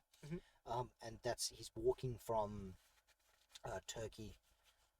Yeah, Turkey. He goes from Turkey, hitchhikes all the way through to Beijing, and then just goes north for a bit. Wow. And, he's lying to government officials so they'll let him into places and everything. Like that's so cool. It's That would be so such a much good fun. read. It's so much fun. Yeah. And he finally gets there, and he puts this oil on the ground, that he brought from Turkey, and which apparently Marco Polo originally brought to Kublai Khan. Or yeah, I think it was Kublai Khan, maybe Genghis Khan, like Kublai, and like as in an attempt to like convince him of converting to Catholic Christianity. And so he went over there, he did that, he read Coleridge's in Xanadu, and then he gets back to the car where these random Chinese officials have just driven him over there because they were about to deport him. He gets back and they're like, "You English people are crazy," and then they deported him. Yeah. Very nice. It's such a good book. Such a good book. So I've just bought another travel book. I don't know if it'll be on the same level, but it's called Danube or Danubius or On the Danube or something. I've forgotten what it is. And it seems to be a guy sailing along the Danube river from Central Europe down through the Balkans and things like that. It doesn't look like it's as historical, but it might be more poetic. So I don't know. We'll see. I was in that section for like an hour, just looking at every single one. I don't have that much money, so I wanted to buy like 10 books, but I just bought one. Yeah, that's always me in a bookstore. Yeah. I actually can't walk in there anymore. Yeah. Like, genuinely, I can't. Like, my pacing of buying books is severely outpaced my reading ability. So yeah, that's that segment done. Yeah. Yeah. So thank you for gifting meditations. You're welcome. In return, I do have something for you. Oh, actually? Nowhere near in the same caliber. Oh. I bought you. Oh, is this a... There's a shirt, and at the back, there's a little frog. Huzzah! Huzzah! No way! So I saw this shirt, and I was like, Nick, that is a Nick shirt. I don't know if it would fit you or anything, but it is a sick I'm wearing shirt. it anyway. It's irrelevant. It's large. Yeah. Oh, this is super. So I found this shirt. And it came in this morning. Oh. This morning. What do you know? At my door. What do you know? And I was debating whether I wanted it to be on the podcast, because I was like, it seems a bit superficial to be giving a gift on the podcast. But then, Why? I love this. yeah, but like, I was going to give it to you after the podcast, so like, I don't know what to do. It feels a bit weird. Huzzah! Yeah, it's perfect. There he is. Huzzah! Huzzah! I actually really like this. Yeah, and I was like, he would love wearing this. Thank you. No problem. No problem. There is something else coming as well. Oh, actually, There's something else is coming. it also frog It themed? is frog theme. I left Mr. Frog in the boot. Such a shame. Very sad. But yeah, I think this finds its own natural little conclusion here of the podcast. I think You reckon wrap up the podcast? you got really big sad eyes right Yeah, now. I'm kind of sad. We can continue. What do you want to talk about? That's the thing. I don't really know. You watched any good TV shows? I have actually started a TV show with James called Mindhunter. You would have heard about this I'm show. not interested. Oh, shut up. It's Yeah, not good. never mind. No, I really hate. I cannot. I guess it's not really true crime, but it kind of is. You know.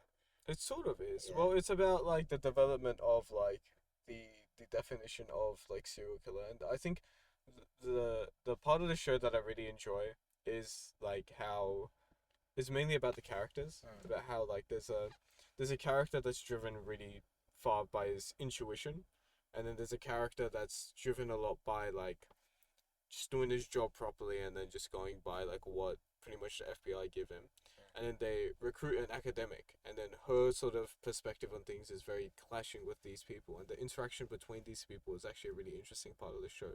And in the show, they interview serial killers, and then they try to get like a nice like categorization of them. So then, the interesting part isn't really the categorization; it's more the conversation and the dialogue of the serial killers, as well as the dialogue between each one of the characters. I think that's what I enjoy about the show. But yeah, I don't know. It does sound like a very well written show, but I don't know. I've never been able to stomach. Actually, that's not true. Once upon a time I could, but I honestly can't stand hearing anything to do with like true crime or anything gory or messed why? up. Oh, it's like it's the gory part, right? What is it about true crime that like? If it's true crime about a heist or true crime about like a robbery, true crime about murder or something like that, it just Oh, okay, I see. That's why. Yeah. Okay. so I can't really watch my own. It's actually a source. It's a real source of frustration because I really like mystery movies, Yeah. mystery books, all of it. I actually really like them. I love trying to work it out slowly, but they're all murder mysteries. Every fucking one of them. Yeah, I don't know. Yeah. Okay. Mm. Interesting. Yeah. You would enjoy the drama aspect of the show. Yeah, probably. It does sound like it's well written. It is really well written and well produced. But yeah, what other shows? I've been watching Bob's Burgers. Amazing show. I mean, we went to Lord of the Rings marathon. You came to that. Yeah, I watched half of the first movie and half of the second movie, and What do you think? I didn't really know what was going on in terms of the plot, but the scenes look really good. I think when I start to like watch shows of this genre, or watch movies of this genre, I realize like I don't know, I don't really enjoy movies of that genre too much because I'm very much of the I don't know, maybe because I haven't seen the whole movie, it hasn't really appeared to be like that.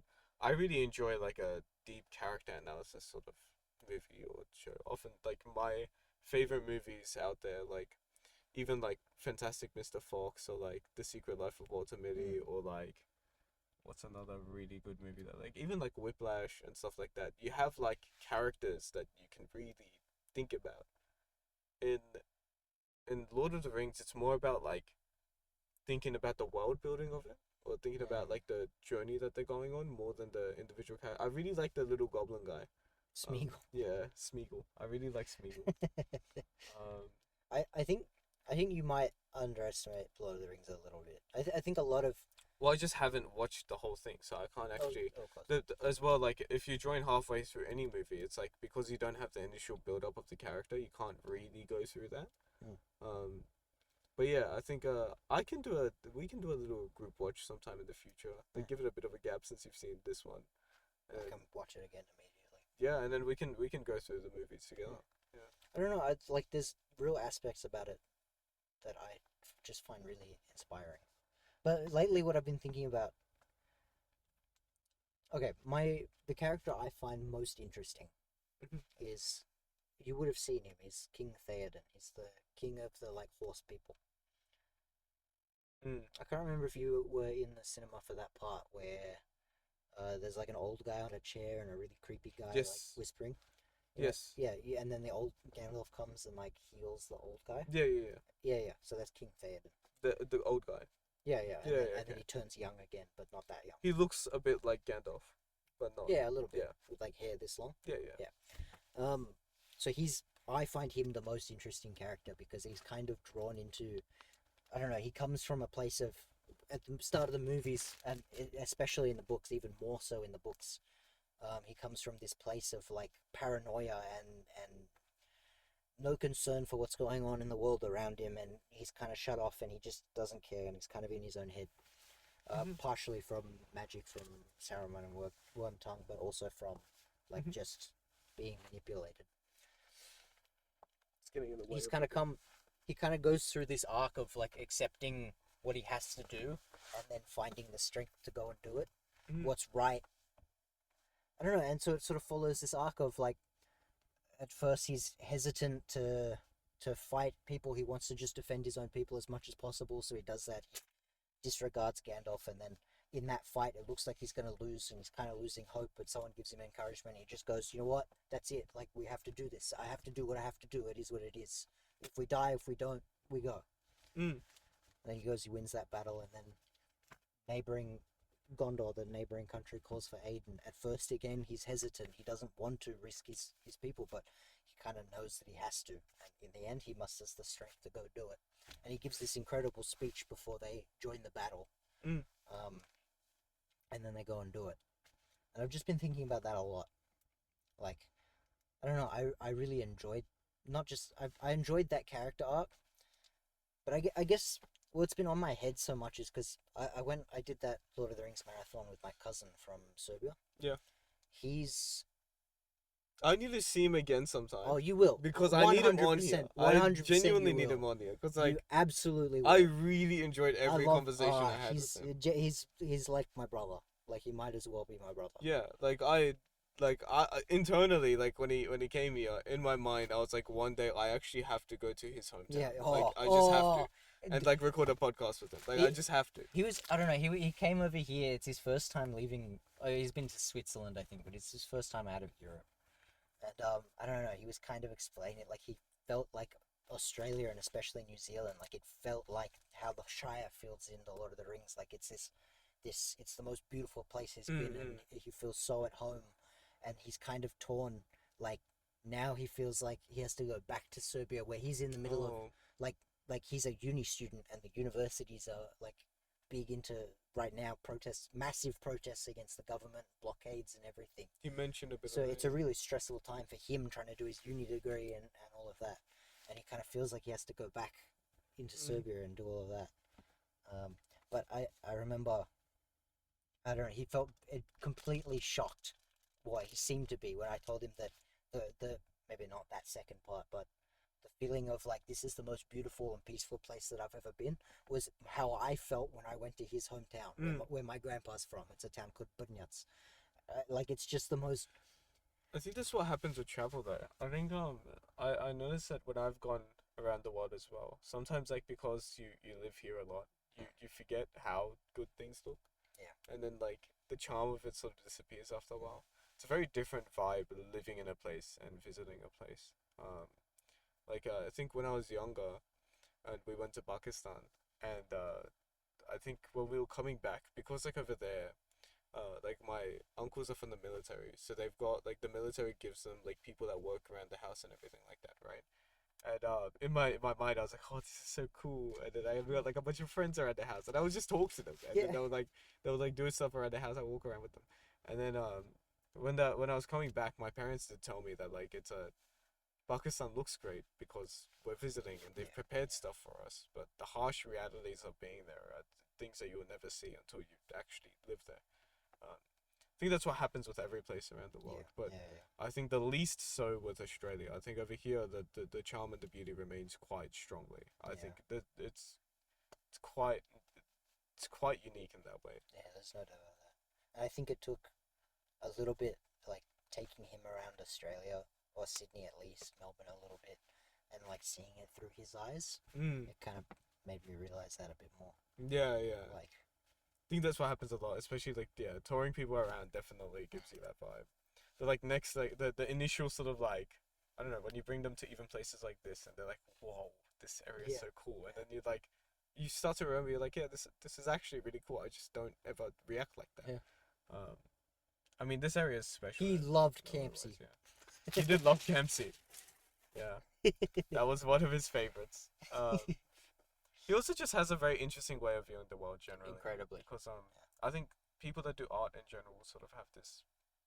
They sort of like, because they're sort of like training it up because they in an art piece it's not about what you see, it's about like the thing underneath behind everything that you see, I think, or like they try to depict a aspect of it that you don't see through like a quantitative way. It's like the emotion behind something.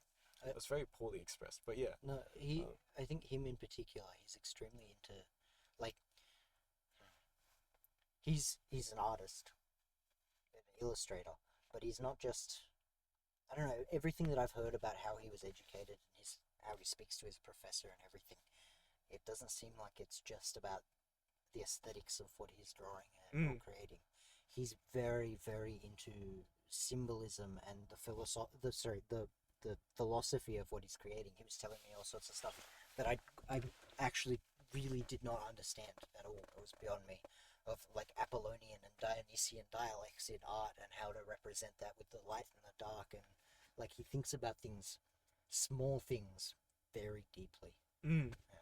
So I don't know. It was really unique being around him, and I think that's why I felt like I connected with him a lot, because I think certain aspects of me is shared in that, in the like way that like you, like I think for me whenever I go around to do things, that I always try to keep this part of me that's like trying really hard to look further into things. I think that like that's part of my purpose in life, to like look deeper into things and to be able to express that with people. I've actually been getting a lot of this, a bit of a side point. I've been getting a lot of feedback recently from people, just generally about like how I have a really good way of articulating some concepts and ideas, and I think part of like this whole purpose conversation is that like because I've got this talent, I've like sort of started this setup sort of thing to like improve on this articulation sort of stuff. And when I see him and him describing his art, oftentimes I find that my art is through articulation, I think. I think by improving on articulation, I can like sort of like draw images in the way that he would on a painting I piece. really like what you just said. Yeah, and I think that like it's just I didn't know how to, because for the longest time I've always found myself a creative person. I'm creative, but I don't know how to express that I'm creative. Like it just I was never good at the arts. I was never good at music. I was never good at these things. But I knew I have this thing, and then I found through, I think when I left school and in university, I started watching a lot of YouTube and like a lot of like philosophy, like back then Jordan Peterson when he used to debate with Sam Harris, those sorts of times. That was an amazing time. Seeing that debate, like around the time that it was released, the Sam Harris Jordan Peterson sort of vibe, that sort of told me this is my art. Like the way that they were figuring out how to articulate grander concepts, and to be able to just, I think I noticed this with comedians as well. There's something really interesting about someone just being able to get there, like get up on a stage. He's got nothing. He's just standing there. He just moves his mouth, he speaks. And that's it. There's no need for someone to bring in an art piece. There's no need for someone to bring in some instrument. No, nothing. He's just standing up there.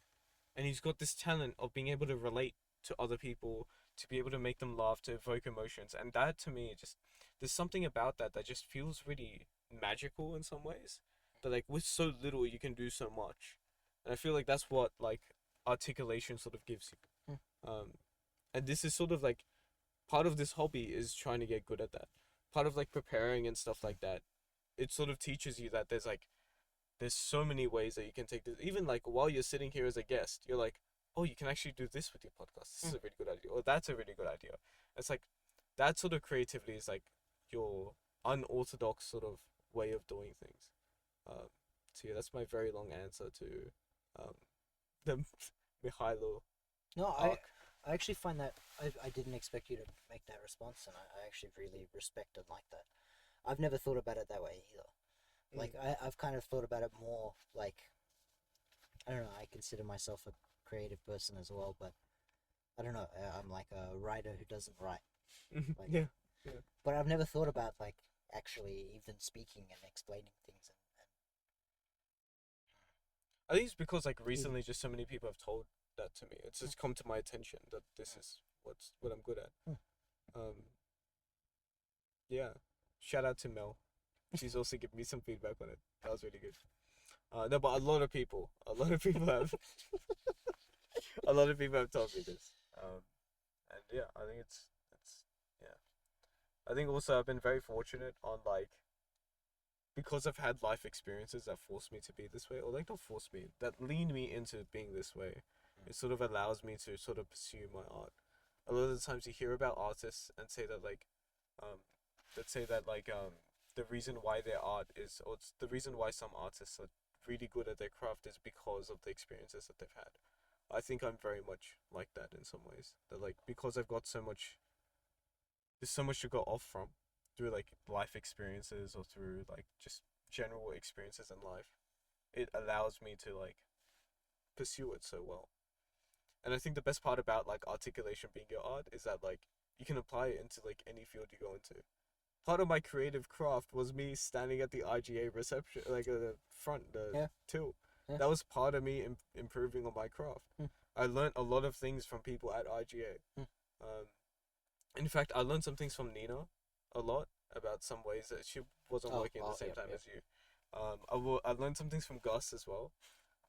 I learned some things from a lot of people, and it's like, and the interesting thing about articulation as well is that we do it in the background of everything that we do. Like you speak to someone on the phone for.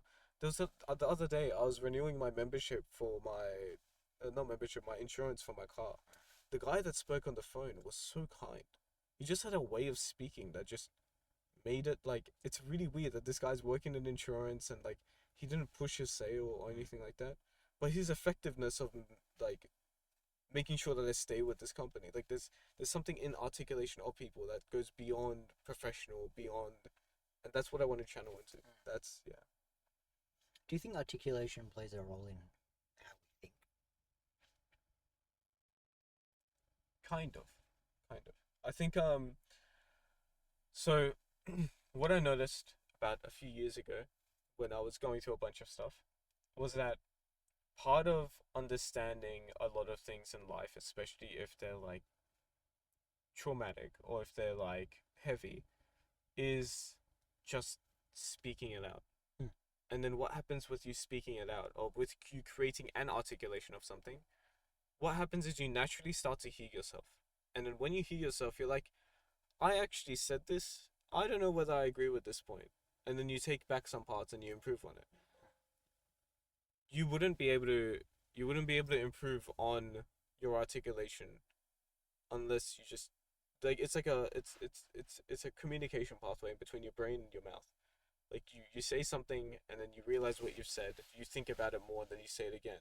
And that sort of process wouldn't happen unless you articulated it. I think there's certain parts of what you say. I think there's certain parts of like the people that you say it to and the sort of pushback that you get, which sort of changes the way that you think as well.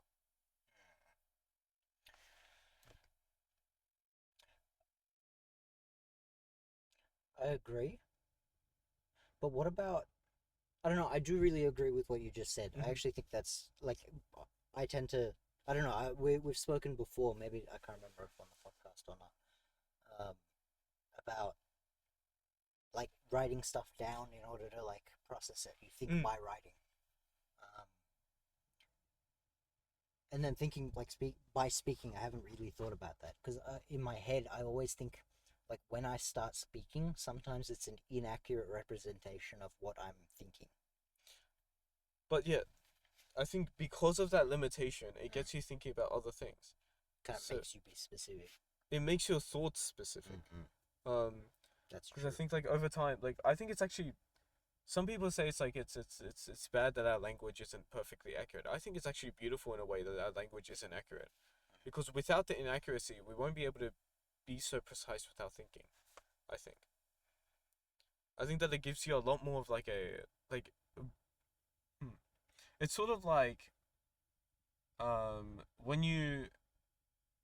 when you're writing down this is like when authors are writing a story, right? They're limited by the fact that they have to use words. Yeah. They're not on a movie. They don't have like the visual cues and everything like that. And by only having that written source, what happens is they have to perfect the craft of that written source. Mm. So they get to think more about like what specific aspects of this written source can I use to be able to emulate what goes on in a visual scene. Mm. I think in a similar way, by having limitations by the way that you speak, you get to master the craft of like the language itself. And then by doing that, you get to like clock into certain aspects of your thinking, I think, that wouldn't otherwise happen if you didn't have that limitation. But wouldn't you say that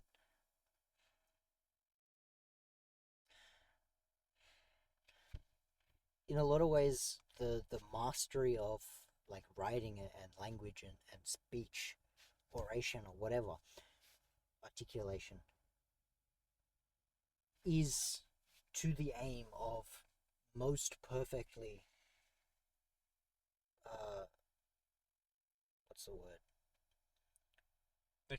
expressing perfect what I'm thinking, what my thoughts are, and then eliciting the feelings that those thoughts elicit in my mind.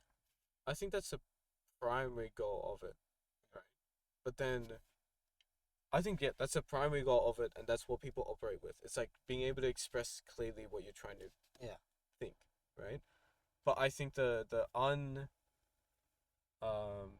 sort of the unfounded side effect of this process is your discovery of your thoughts and the back and forth relationship between what you say and your thoughts. I don't think that's I like a guess that's goal of true. it, but it's just like a side effect that happens. And I think that that side effect existing helps the whole process a lot more. Yeah, I guess that is true. I've never thought about that. I don't know. I've always thought it like the beauty of language isn't in what it adds, but what it allows, if that makes sense. Like I can communicate the beautiful things that are in my mind. Mm. I can communicate through proper use of language or whatever. Mm. But I've never thought about there being, a bonus to using language. In other words, if so, in some fantasy or science fiction setting, I could just convey exactly my thoughts. I've always thought like that would be like the perfect writing. That would be Ernest Hemingway or some shit. I guess so. Like, in a way, yes, but then in a way, like you would miss out on a lot of aspects. Yeah. It's like Actually, I've you never know- thought about that, so I agree. yeah. I think like a really interesting point is that like when you say something out loud as well, sometimes you might come. This happens a lot actually. You come in with it with a certain perspective, and this usually happens with a lot of our comments in our It group. happens a lot. You with have me. it. You have like your own perspective. You say it, and it has no context, and no one else knows your context, and it sounds really funny when you say it out loud. Mm. But then, think about it. If you're able to express what you wanted to express from the beginning, Mm. there would be almost no humor in what you. I think humor is also part of it. It's like Mm. the reason why some sentences are funny is because we're just not able. Both parties understand you're trying to express something, but you just can't do it, which is funny. It's just funny that this guy can't do it, and he's like tortured by language. You know? So the benefit of language is when people suck at Just it. yeah, and then you can laugh at them and belittle them. Dang! I had a point that I was gonna bring up, but I forgot what it is now. Because now I'm thinking of bullying people who can't speak. A very. This is what we need true language for, so Yeah. we can really depict what that looks like. You know. Oh. I think one thing that I also noticed. Oh. Yeah. I just remember what it is. I'll remember my Okay. thoughts. It's all No, I don't know. It's an unusual thing with me, but actually, I find that I can't think properly until I start speaking. Like I'll have ideas and things in my head, but even if it's like not speaking out loud, but just thinking in sentences and syntax and whatever in Mhm. my head, like the thoughts. Sometimes you'll notice, like as I'm speaking, I'll pause, Mm. and I'm thinking. often I find that thinking, like I'm trying to figure out what I think, but it's not very efficient. It takes me ages to really think it through. So then I'll just start up. I'll start speaking again, and then as I'm going, like I'll realize what I was trying to say, and I'll realize the right words, and I'll realize. Or sometimes, like I'm trying to think, is that right? Is that right? So I'll start speaking, and then through speaking, I'll realize that I'm wrong. I think that's what happens a lot, actually. Yeah. I think sometimes, like, you don't even have a thought. But the good thing about language is that because sentences have a certain structure, and even, like, ideas have a certain structure, what happens sometimes is that you... Like, right now, the way that I'm speaking right now, not to get too meta, but, like, right now when I'm speaking, I haven't necessarily formed the entire thought in my head. I'm just sort of, like, finishing off the natural progression of the thought. This is the backup. Welcome back. Things have cut out, but yeah, we got to a really good part of the conversation, so I wanted to continue it. I don't know, but I find, like, my own internal model of how thought and speech work suggests that I should be able to think better, more clearly when I'm not speaking. I'm doing more processes when I'm speaking, like I'm thinking and speaking at the same time, but I can only speak linearly. I can't just think in, like, when I think, I can think in ideas and concepts. But I find that when I try to think about something, it often doesn't work. Like, things get all muddled and confused, and I can't properly until I simplify, start using what should be a more inefficient process, which is speaking, or even speaking in my own head. Like, even when I'm trying to work out, say when I was studying, particularly in neuroscience, when I tend to, like, think of things in a fairly mechanical sort of way. Yeah. This is connected to this. Yeah. Sometimes I would have to actually stop, and I would have to actually go through it. Oh, so this connects to this, and that connects to this, and if this happens, then that damages this. This part is responsible for this. I have to actually say it. I can't just... It doesn't just occur in my head. I don't know why. I wonder if that's a learned experience, because when we're, like, children, all of our learning happens through hearing other people say things, and whether maybe verbalizing is a way for us to hear something else say something to ourselves. I suppose that's fair. I don't know. There is... you would remember the phonological loop from psych stuff. Like, Vaguely, maybe it's not a learned thing. Maybe it's actually evolutionary. Maybe it's... a fundamental process of our learning is vocalization and learning through speech. Like, maybe actually that these are two systems that are meant to be interacting rather than speech as a representation of thought. I don't know. I genuinely don't know the answer. Yeah. I bet you there's research out there. There's definitely papers for it. Yeah. There's definitely... I mean, we've, like, gone through, like, early psych theories. Like, a Psych 101 sort of theories. Well, yeah, fun loop stuff is phonological loop. I don't know, it does kind of suggest that you kind of need speech to learn, at least. I remember reading, I think I've told you about this before, but I mentioned Oliver Sacks a little bit ago, the neuropsychologist. Yeah. Actually, it's in that book that I lent you. You might have... I don't think you would have read it, but it's in the beginning, so you could. He details two cases where two people have had strokes, minor strokes in exactly or not exactly, but extremely similar areas of the brain. I've forgotten exactly where that area is. It might be Wernicke's area, but I can't remember. It's to do with language production. Yeah. One of them, both individuals lost their inner monologue. And we know that there's actually... Some people are born without an inner monologue. Yeah. They don't hear words in their head. Both individuals lost their inner monologue. The first one described it as trivial, essentially meaningless until he recovered.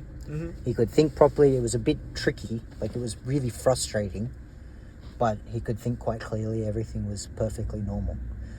The other man, until he recovered, described it as like he was reduced to a dog. Like he couldn't think things properly. He couldn't explain, not so he couldn't speak, but he couldn't work out problems anymore. Like he was totally lost.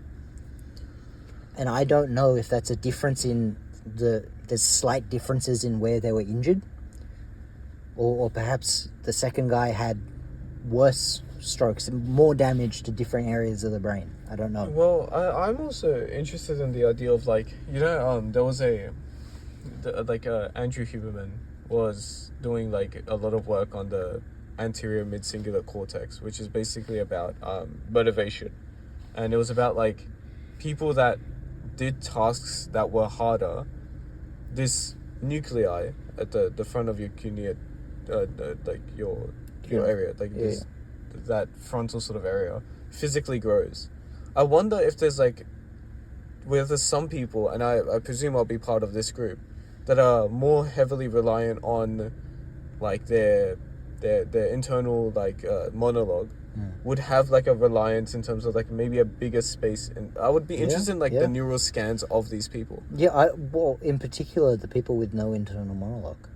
Yeah, and in terms of like scans, way. it's like I want to see like the difference in between like the size of the nuclei that go towards these areas. Like that would be really interesting to see, like whether it's like a thing that we like access more, so we have a lot more dependence on one part of our brain, and then like maybe people that don't have like a internal monologue might have like nuclei that lead into visual processing when they learn stuff. Hey, that's interesting actually.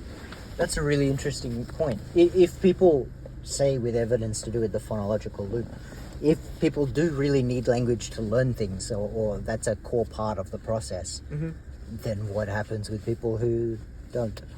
How do they verbalize? Does verbalize help their thought path? I don't know. See, I don't know how that works at all. Like, I guess once we're trying to think to what I'm doing. Like, when I start speaking, I have no idea what the next word is out of my mouth. I just start speaking and it goes, and it always works out. Well, so I have a general topic in mind, but there's not the sentences that I'm saying. Yeah. So I don't know, maybe it's the same. Actually, the more that I think about it, the more weird it is the way that I speak. Because not a single word that I say is like coming out of like a intended like thought process, right? It's all, it feels actually like like an autonomic process. It genuinely feels, and that feels weird to say out loud. Because autonomic processes are like things like your heartbeat or your breathing and stuff, and it feels weird to put that in terms of speech. Like, why is it that like the idea seems very conscious, but the expression of it feels very autonomic, and that also. This theory, like this theory that we just came up with, also just links into this idea of like,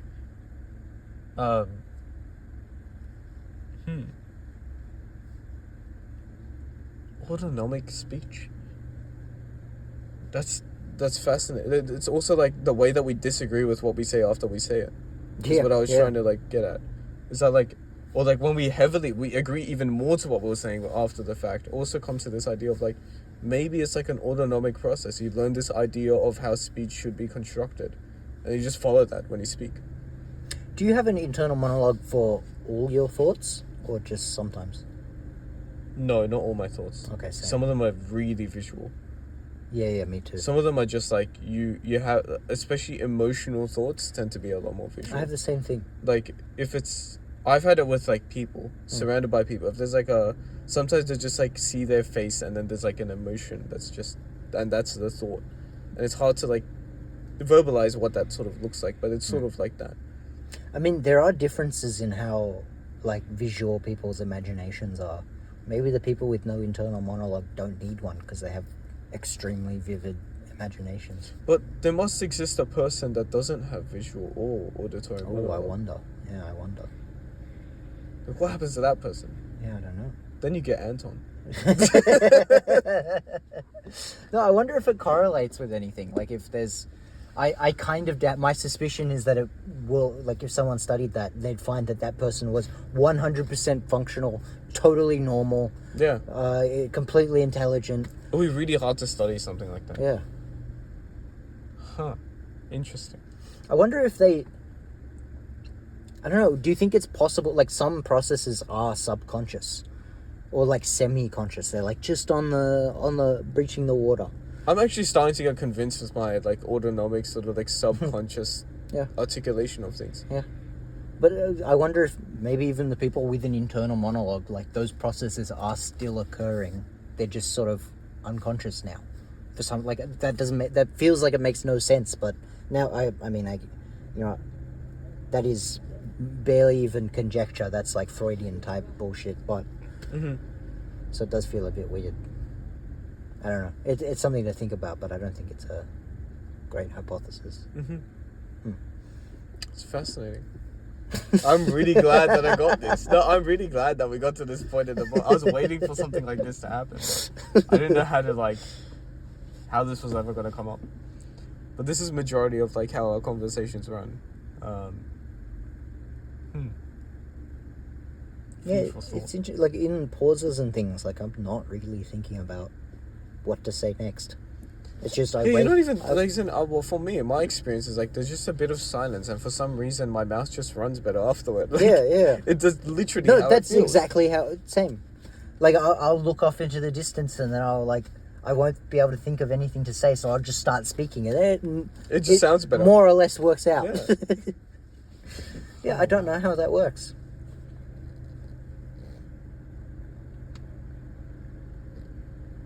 I've been thinking a lot about like how ChatGPT like constructs sentences and words. Like we don't fully understand how it works, but we kind of have that. What's it called? You mean the language models? Yeah, large language learning model. A language I don't know, whatever it's called. LLM. Yeah. That's just what they call it. Yeah. And I've been thinking like how it learns not by understanding any meaning or concepts. It just learns by word association, essentially. It's after I say this word, what's the most likely next word in this context? And I don't know. I've kind of like I've got in the back of my mind like how different is our construction of sentences and things different.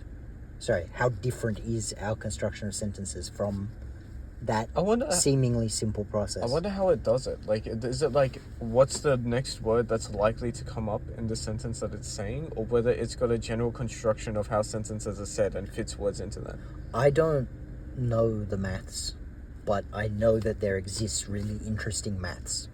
Because when they were like kind of coming out in like 2020, I was doing like this National Science Forum thing. Okay. Like it was 2020.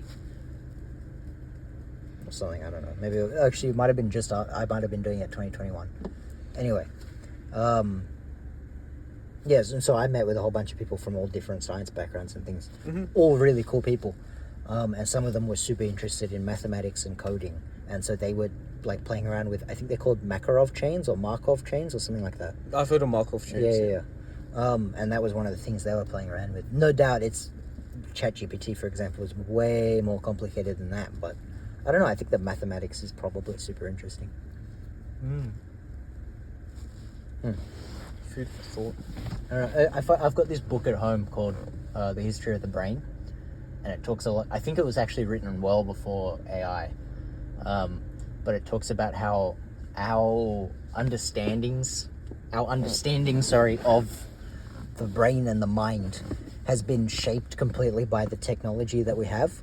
So, ancient times it was just essentially an organ that somehow did stuff, and so it was kind of very confusing.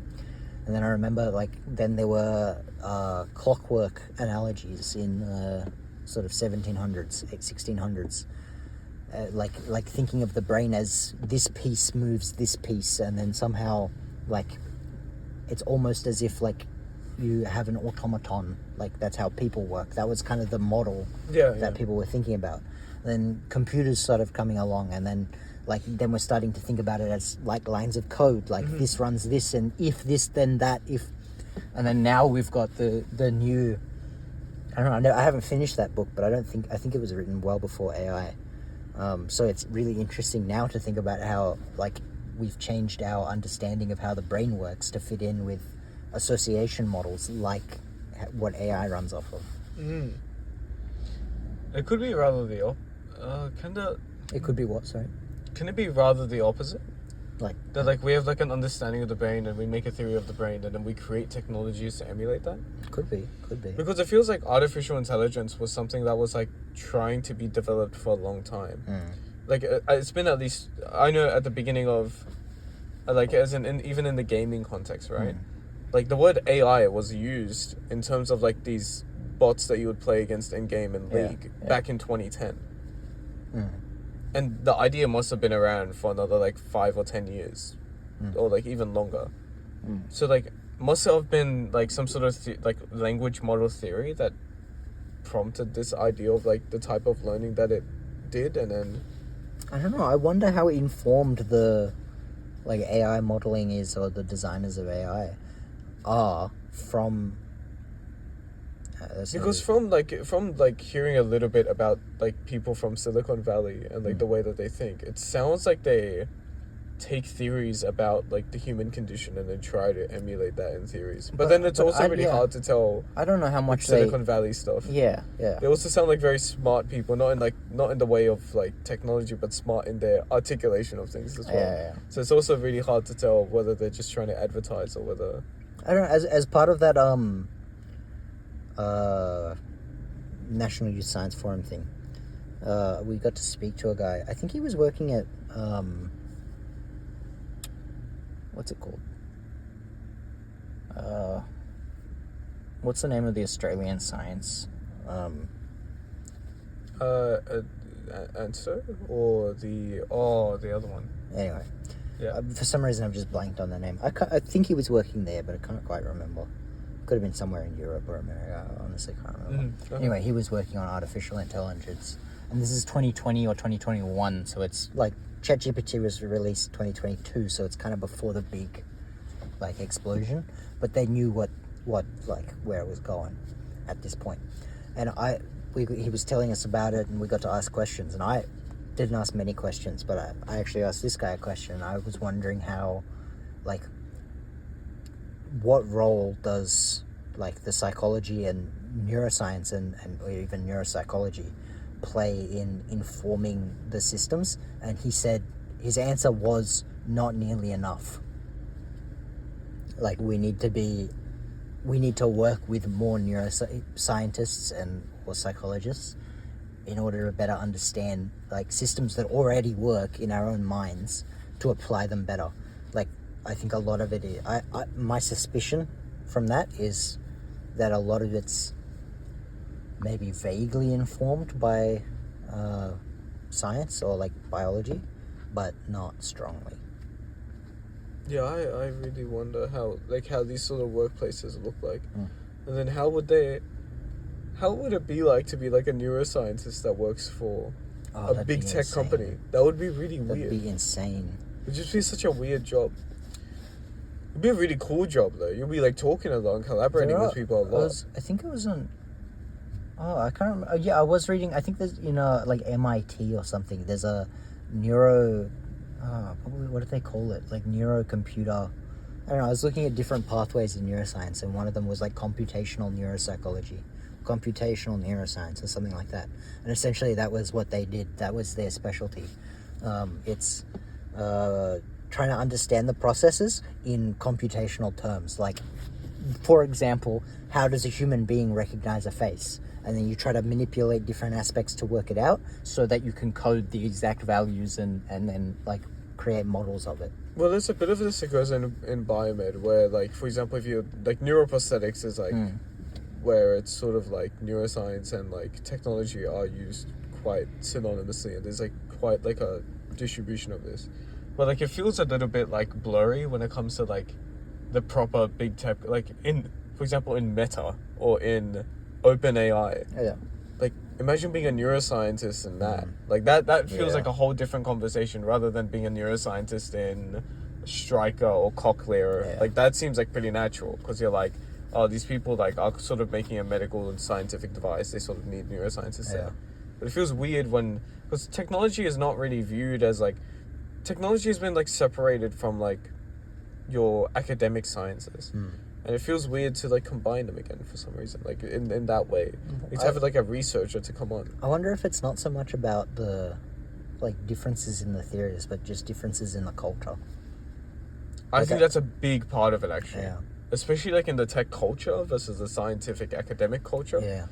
I mean, part of this happens in Mindhunter, actually. Oh. Part of this, like, part of the drama of Mindhunter is like figuring out how to work with an academic when it comes to actually trying to, there's like the side of like, I mean, this comes up all the time in academia. It's like, do I really want to go down like a 5 to 10 year genuine sort of like step-by-step journey of like how do we get this to be properly like a theory and everything like that, or do I just want to create a device within a year or two and just chuck it out there and just see what happens, right?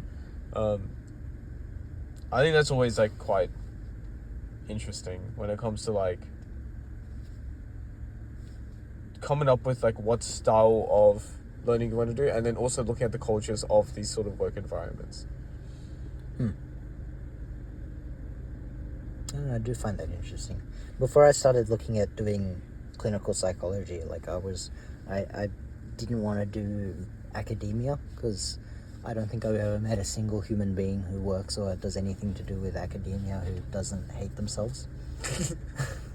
That's actually valid. Actually, my current supervisor actually seems like she seems happy. She's a PhD. I forgot what I was saying. You didn't initially consider academia? Oh yeah, so that's why I went down that rabbit hole looking at different areas. Neuropsychology, I was thinking of doing like clinical neuropsychology. So I wanted to talk to, I didn't end up speaking to her, but Evan's, do you remember Evan from school? His mum is a neuropsychologist.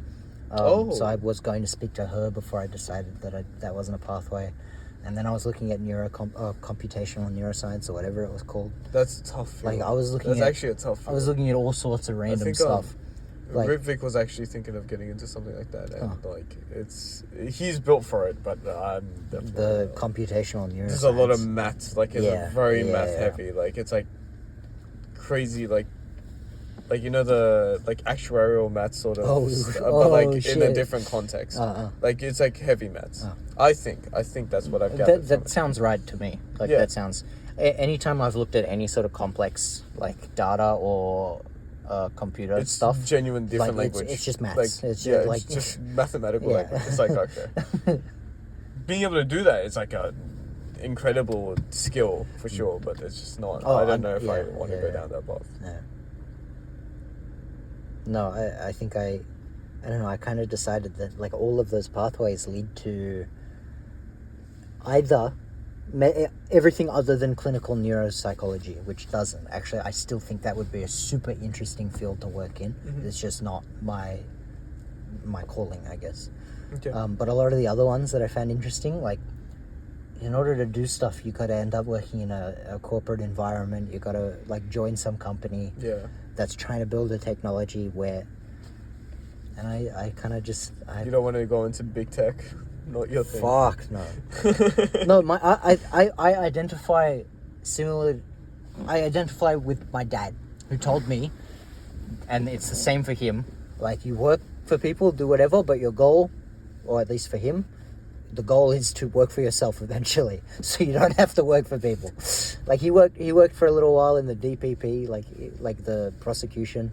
Hated that. Like he's worked in a number of places. He hated everyone till he could work for himself. And I think I'm probably going to be more or less the same. Like I just want to. That's all I really want. I don't mind. I don't mind working with people, but I don't. I just want to work for myself. Yeah, I think for me it's sort of like I don't mind it too much. I tend to be fine with it, so it doesn't. It works fine with me. But mine is like I don't know. I end up becoming, if I do end up working with someone for a while, I end up developing a communication with them, so it doesn't become a problem. Like a really good communication with them. Like even in like the way we worked in IGA, I had such good communication with all of our co-workers that I didn't really like feel like I was working for anyone. But then that was also a very unique sort of environment. I was trying to develop that, but I don't know where I went wrong. You didn't have enough time. I know I clearly went wrong somewhere. I think it was the dinosaurs, man. It was the fucking dinosaurs. Or it was the like 2.5-hour lecture on baseball. My bad. I thought you were interested. My bad. I think I did a good job of it. That's the feedback I got. I thought I did a good job. Yeah. I don't know. I do miss working at IG. I miss interacting with people like every day. Yeah. I really. That was a really good, fun that. environment. But yeah. Wow. I don't know. I think sometimes I struggle with, say, like when I was talking to the co-workers at IGA, like sometimes I struggle a little bit just because I really feel like I really want to try to get along well with this person. Like I don't want to like alienate them or not be able to speak to them, so I'm kind of too careful with what I say, and then I try to, like, I don't know, so sometimes I just don't know what I'm doing. But then when it came to talking to customers or George or whatever, like, I don't care. Yeah, yeah. Like me, don't like me. And so I ended up having an amazing time and like have great chats and laughs with people. Like, I think the thing with stressing out and curating a part of your response, I think it sort of happened even in this podcast, right? It's like you can't half do it. You either have to go the whole way with it, or you just don't do it at all. Yeah. And you notice the weaknesses of like half doing it. It's like, even like if you watch the other episodes, it's like, because I've done it from beginning to end, and I have such control of the pace, and I've got like such like strong segmenting and everything like that. It works really well. But then I think you've either got to do it the whole way, or you just don't bother with it, and then just see where it goes, and just let the conversation fly. You know. You just gotta let go. Yeah, pretty much. Yeah. I think so. It's really hard to half do it. Yeah. I don't know. I've been listening to a lot of other podcasts, and especially like I listen to a lot of Trevor Noah's podcasts, right? And I don't know. It'll be really interesting for me to see his planning for his podcast episode. I don't know how much of it is pre-planned or how much of it is like improvised questioning and stuff. Yeah, that's a good. There was actually, I would recommend this episode for you. I listened to this episode 2 days ago. He was talking with someone that was talking about trauma and like PTSD and stuff. And his questioning was genuinely like, it was as if he was a scientist as well. Like he had some really good questions. Yeah, I'm interested. And like, I don't know how, I didn't really agree with some of the like articulations of the trauma, like the trauma neuroscientist, I would say. But like, I was just fascinated with this guy's like way of asking questions. It was just insane. I aspire a lot to be like him in some ways, in the way that like he comes up with things and stuff. But yeah, I would recommend you to listen to that. So, yeah. I've been listening to a lot of podcasts recently. Have you? Yeah, I don't know. Not this one, clearly. Yeah, clearly not that one. I don't know, but I'm struggling to find podcasts that like I enjoy. Like sometimes I'm really in the mood. So my favorite podcast is Radiolab. Yeah. They make really, really structured type of podcasts where they like bring up a topic and they start talking about it. Like the last one I watched is a really thoroughly researched podcast on the concept of self-esteem and the story of the guy who like brought that to the public's attention and like made that a national campaign or a state campaign in California, and his life, that guy's life, because that was only in like the 80s or something. So I find that podcast really interesting, but I've got to be in the mood. Like I've got to be like listening to it, and there's no time to like stop and then start thinking about other things. Yeah. Whereas I enjoy, well, I would like to find something where I can sit and listen and then like just go off on my own thought tangents, like I can sometimes with a book, like where I can just sort of, why does this happen? Why does that make sense, etc., etc. Yeah. The sky's very beautiful right now. Yeah. Well, now we're gonna have to edit some more things, man. Why? Before I didn't have to worry about video on the phone. Well, just put the whole video on, and then if you just put the video on the thing, it'll be black the entire time, and then it'll be that. But then at that point, right, you can just. Oh, I can't change the camera now. It's all good. Oh, yeah, that fine. works. Yeah. Yeah. I was kidding. I don't actually care about it. Like it's actually really fun. I'm just complaining for the sake of complaining, you know. Yeah. You know, I was talking to my sister's friend Tim. I love Tim. I don't know if you were there, or if it was after you left, or what. I think you were there. I just asked him like if he was studying, or if because he studies for Melanie. He studies for Just for Melanie. No one else. she's the main audience member. She's the one. She represents the audience. Yeah. Um, what was I saying? Tim. Oh yeah, so he's a religion student. So he actually he's studying to become a religion teacher. And so I was talking to him, and he said mostly he studies like the main religions. I think big five. I'm not sure if he really gets to study Buddhism and Hinduism too much. So big three, I guess. But in his own time, he really enjoys studying smaller religions. In particular, he's really passionate learning about like Aboriginal, what's the word? Belief systems, I guess. And he was telling me that there's I don't know what you call that either. Like a place in Leichhardt where he goes and just like knocks on the door and they let him in. And he's like, "What up?" And he starts talking to a bunch of like people who he said were Aboriginal elders, and he just asked them questions about like the stories that they believe and like where it comes from, and they just explain things. And I'm like, I didn't know you could do that. I didn't know you could do that. I didn't know you could just rock up and ask people questions. Why didn't I think of it? Huh? Well, that makes a lot of sense. You walk into a church, you can ask questions. It makes sense now. It doesn't make sense, yeah. It just makes sense now. You're like, oh. So I would love talking about it. find that so interesting. Like just future podcast episode, we go into one of these places? places? Fuck yeah. If they would like that.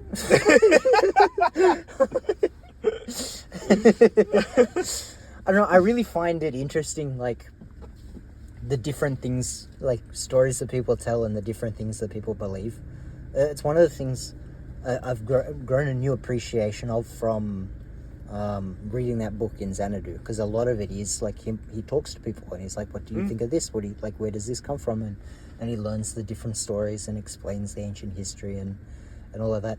I mean, William Dalrymple was kind of, at least at that point, like a bit of a dick sometimes. he's like these bloody Arabs. Like he's English. Like he's pretty. He's kind of racist at points. Okay. But I don't know. I find that really interesting, like learning about the different stories and cultures or stories within cultures that people have. Mm-hmm. I don't know. I would love one day. It's now a new dream since reading that. I would love to go like travel and I don't know, try to learn more about like the stories and things that people have around. You know what would be really cool? What? If we could organize to travel like that. Yeah. And then we both do our own writings of the trip. Oh, and then we swap. And then we swap them at the end of the trip. Yeah. Or we can even just like film ourselves talking at a camera. I think that would be at the end of the night. cool. And then every day we do that for like half hour, or 20 minutes. And then we get to watch each other's once we get back. Oh, I actually think that would be super And we cool. like group react. But where would you want to go? Because I'd go anywhere. Literally, I'll go anywhere. Even if you want to like go by car around Australia, or if you want to go like anywhere. Vanessa and I talk a lot about doing that. Like, Yeah, we talk a lot about traveling everywhere, but like road trip around Australia would be so much fun. Because it's really affordable as well. Yeah, Like you well, can just, it doesn't compared to Yeah, pretty much everything else. Yeah. One day I would love to. You're going to Brnjac. We're going Serbia. Oh, we are. Yeah, one day, yeah. That's definitely happening. The land of cheap beer. Yeah, perfect for me. I don't even drink that much, but like it just don't excites drink at me all, so but, like- much when you can buy a beer. We could buy a beer for it was like a 2-liter bottle of beer for like $4. Wow. Yeah. It's a place to be, you know. That's the place to be. I don't even drink that much, and I'm like, this is the best thing. Yeah, but it's just like Yeah. I don't know, but it would be really cool. Like, and then immediately after, Pakistan. That would be an interesting experience. Would that be cool? Like going around Pakistan with I'm wondering more about your family. Like, how's that?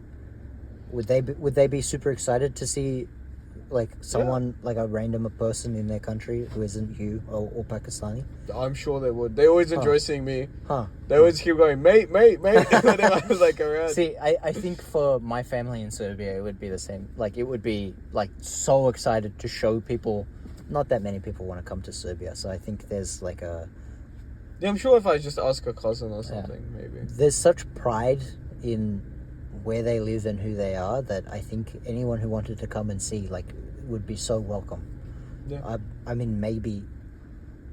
I mean, I've experienced that going over there, being so welcome in people's homes and everything, and I'm really grateful for that.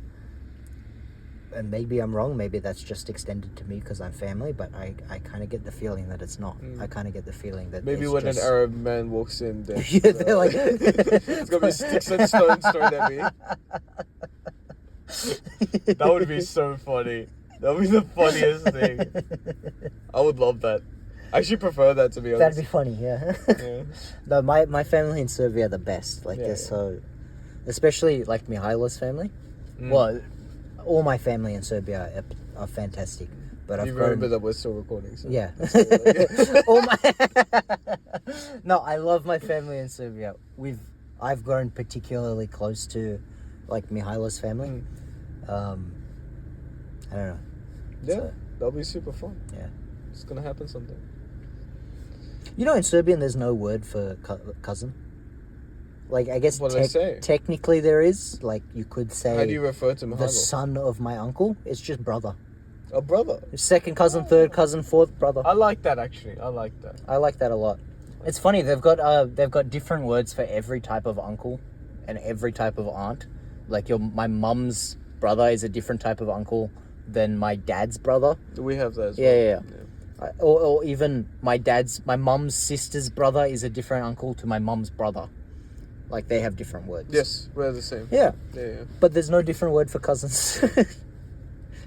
Or siblings. Like, it's all the same.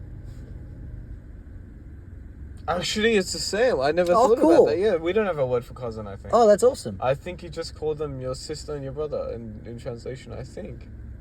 I think so. Yeah. Cool. Wow. I like that. What a world we live in. One of the biggest shocks to Mihailo here was how, like, everyone he met, like, actually he complimented Australians for being friendly, which was a surprise to me. But I think it was a bit... In Serbia, maybe smaller country, maybe...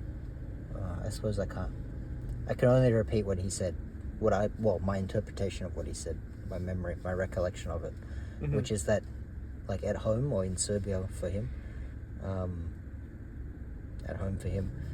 there's such a community, not just from the family that you have around you, but like your second cousin's dad, your uncle, your dad's, I don't even know what you call that, second cousin once removed would just rock up to your house and you go do something.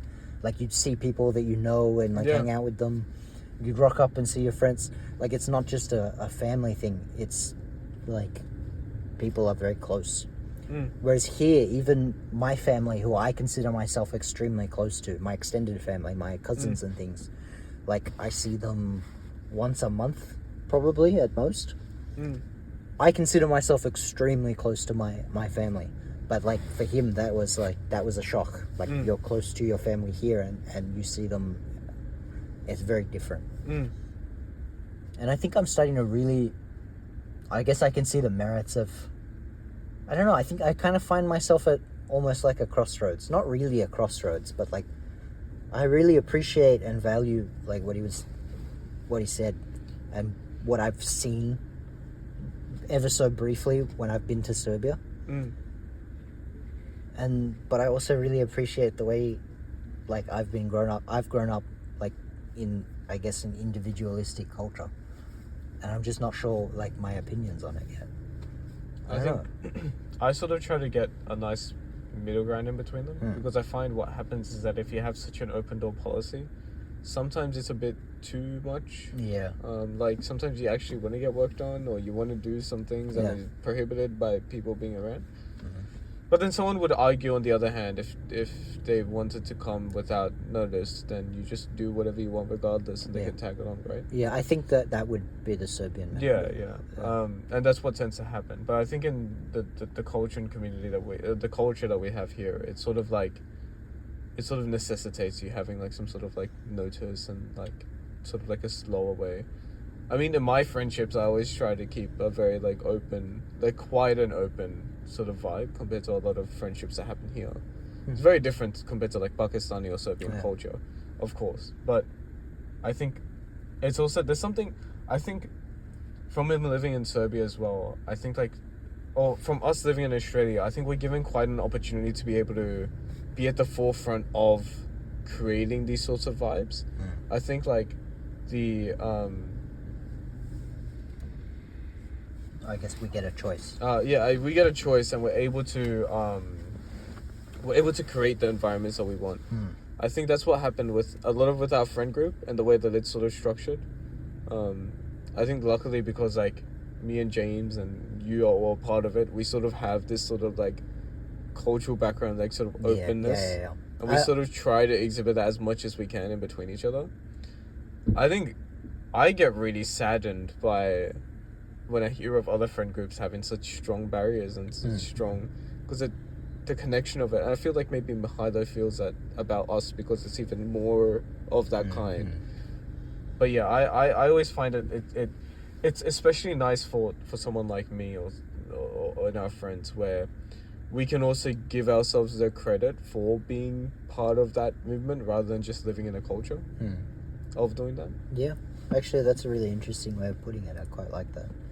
Because like I had the choice of having a very strong boundary with people, but I actively chose against that because I think there was just so much. I mean, you've known from our friendship, like there's just so much value from it being like how it is now. I think like you were mentioning our friend group, and there is definitely that connection. Like you, Jimmy, and I, like I think we're of similar philosophies, but I think all of us, including Anton especially maybe, owe you quite a bit of credit for creating and fostering that environment. I know, like, I really appreciate and enjoy it, but I know I don't think, even though it's actually what I want from friendship in a group of friends, I don't think I would create that. I don't know if I wouldn't have the strength or the will, or I don't know what word to use there, but I don't think I would create that. Maybe Jimmy would, I don't know, he is a G, but what up, Melanie? I think it's about the know-how. I think that's the main thing. It's about like knowing how to do it. No, I don't know how I stumbled upon it. But I do think we owe you some credit for that, so thank you. Thank you. Yeah, I don't know how I do it. I honestly do. I think it's just... I think, again, this comes back to something I mentioned earlier. It's about life experience, and it's about, like, it came into our conversation about language a bit, and it's like, if you have certain life experiences where you're limited in some regards, you're sort of forced to find the best way to use things that are advantageous to you. For example, in language, because you're limited by the words that you say, you're trained from a young age to be able to use precise defined words and to become really good at using them. In a similar way, for me, like, if certain relationships or certain things in my life aren't there properly, I'm sort of forced to make sure that my friendships are fully developed and fully understood, and like making sure that I'm optimizing how my friendships are in the ways that I would really appreciate. I think that's what's happened through time. It's because I've like needed to rely on them a lot. I've relied on my friends a lot. And I guess like that takes a certain level of courage, but I don't think it's necessarily courage, but it's rather necessity. It's necessity. I needed them, and I was fortunate that I stumbled upon a good way of doing that. And I'm really glad, and I hear stories from even James and Anton and everyone that they go about their lives and they say that I noticed the way that I interacted with someone, and I think this came from you. And I think that part makes me very happy, even though I don't know what the fuck I'm doing. But if that helped a lot with how other people do things, it means a lot. It's just I'm very happy that I stumbled upon this method of doing things. Yeah.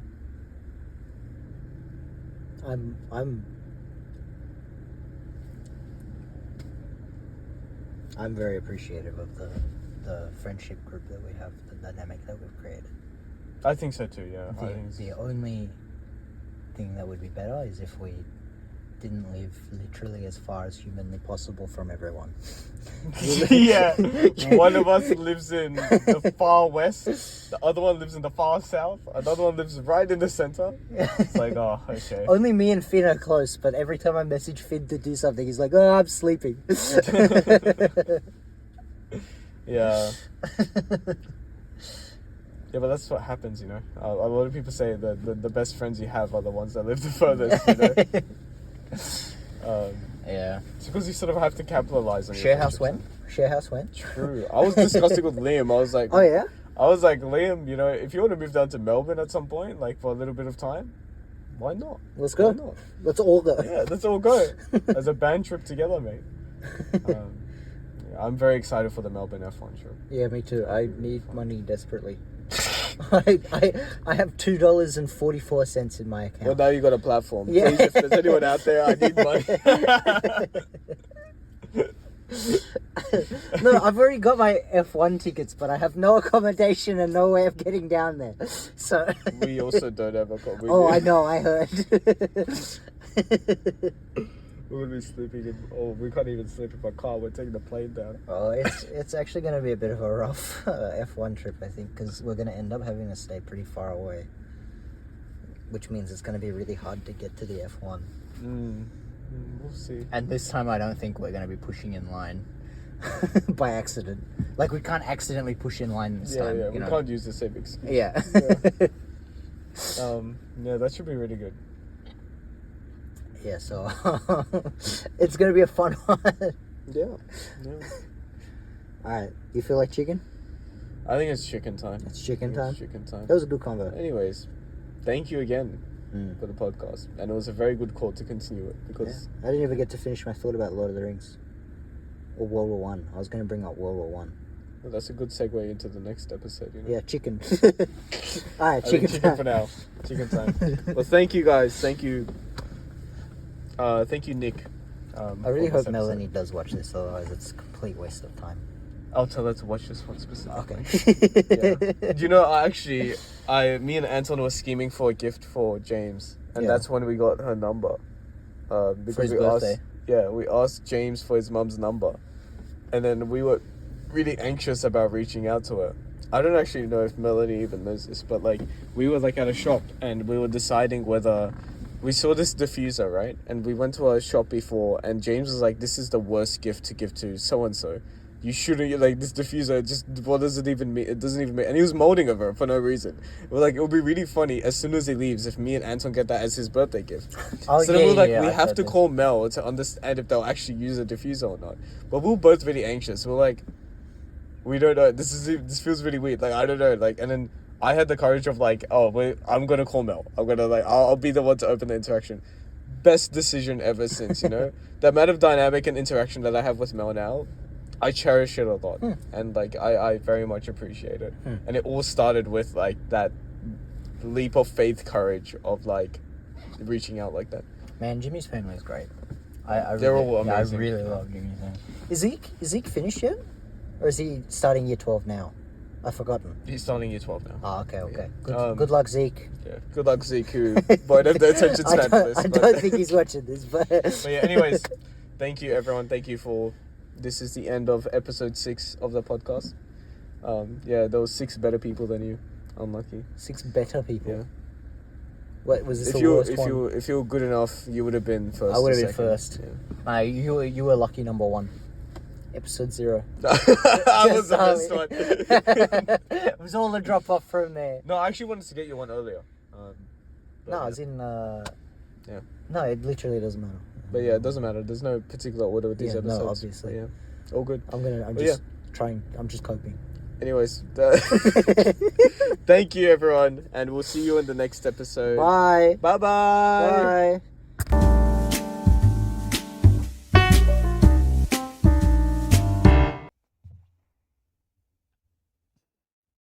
It really only has to be for one frame. Yeah, but you know, we can experiment. We'll make different faces. We'll see what we like later. This is the sound test, by the way. This is the Oh, we're episode. not- So we can put this in actually. if you would like. I'll look at. What?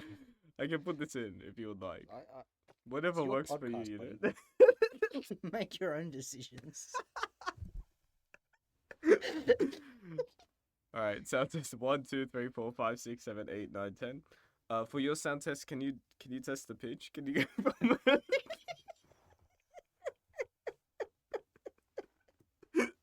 I'm not sure the pitch actually does, so can you go? No, you're gonna go on to it, but then Huh? you're gonna count, but like it has to be Oh, from the low oh. pitch. By the way, I haven't done this with anyone. This is starting with you, and it's gonna happen from now on. 1. Uh-oh. Wait, actually, how low? 1. You know that? Oh, you've never seen The Hobbit, but there's a song in like the beginning of The Hobbit that's like, like you gotta try to be really deep. I'm not very good at it. I don't have a deep voice. Do you think I have a deep? I don't think I have a deep voice. So I think I have a really high pitched voice. I don't think you do. I've got like a very nasally voice. I've never noticed the nasal in your voice. But having said that, like I only hear my voice on audio, and it sounds a little weird. So like everyone's voice when they hear it back sounds weird. Okay. Yeah. Do you find that? No, 100%. Every single podcast that I have to edit, I'm like, fuck this guy. Yeah. That happens to me. Like I hear my voice. Everything sounds stupid out of my mouth. Actually, that's what happens. It's like it's got nothing to do with my like the sound of my voice or anything. Oh. Just the fact that I'm saying it. Like I listen to the whole podcast. I'm like, wow, my guest has done so well. I didn't know what I was doing the whole time. But yeah, to do the sound test. I think this is the longest sound test I've had. 3, 4, Oh, 5. What's your favorite number? 21. Why? Birthday. Stupid. Birthday. It was my birthday number, and it's always been my favorite number. Okay. Huh. Mine's 13. Hmm. 6. 7. Wait, I'm not going full range. I'm gonna have to jump. 8. Oh, that's just no.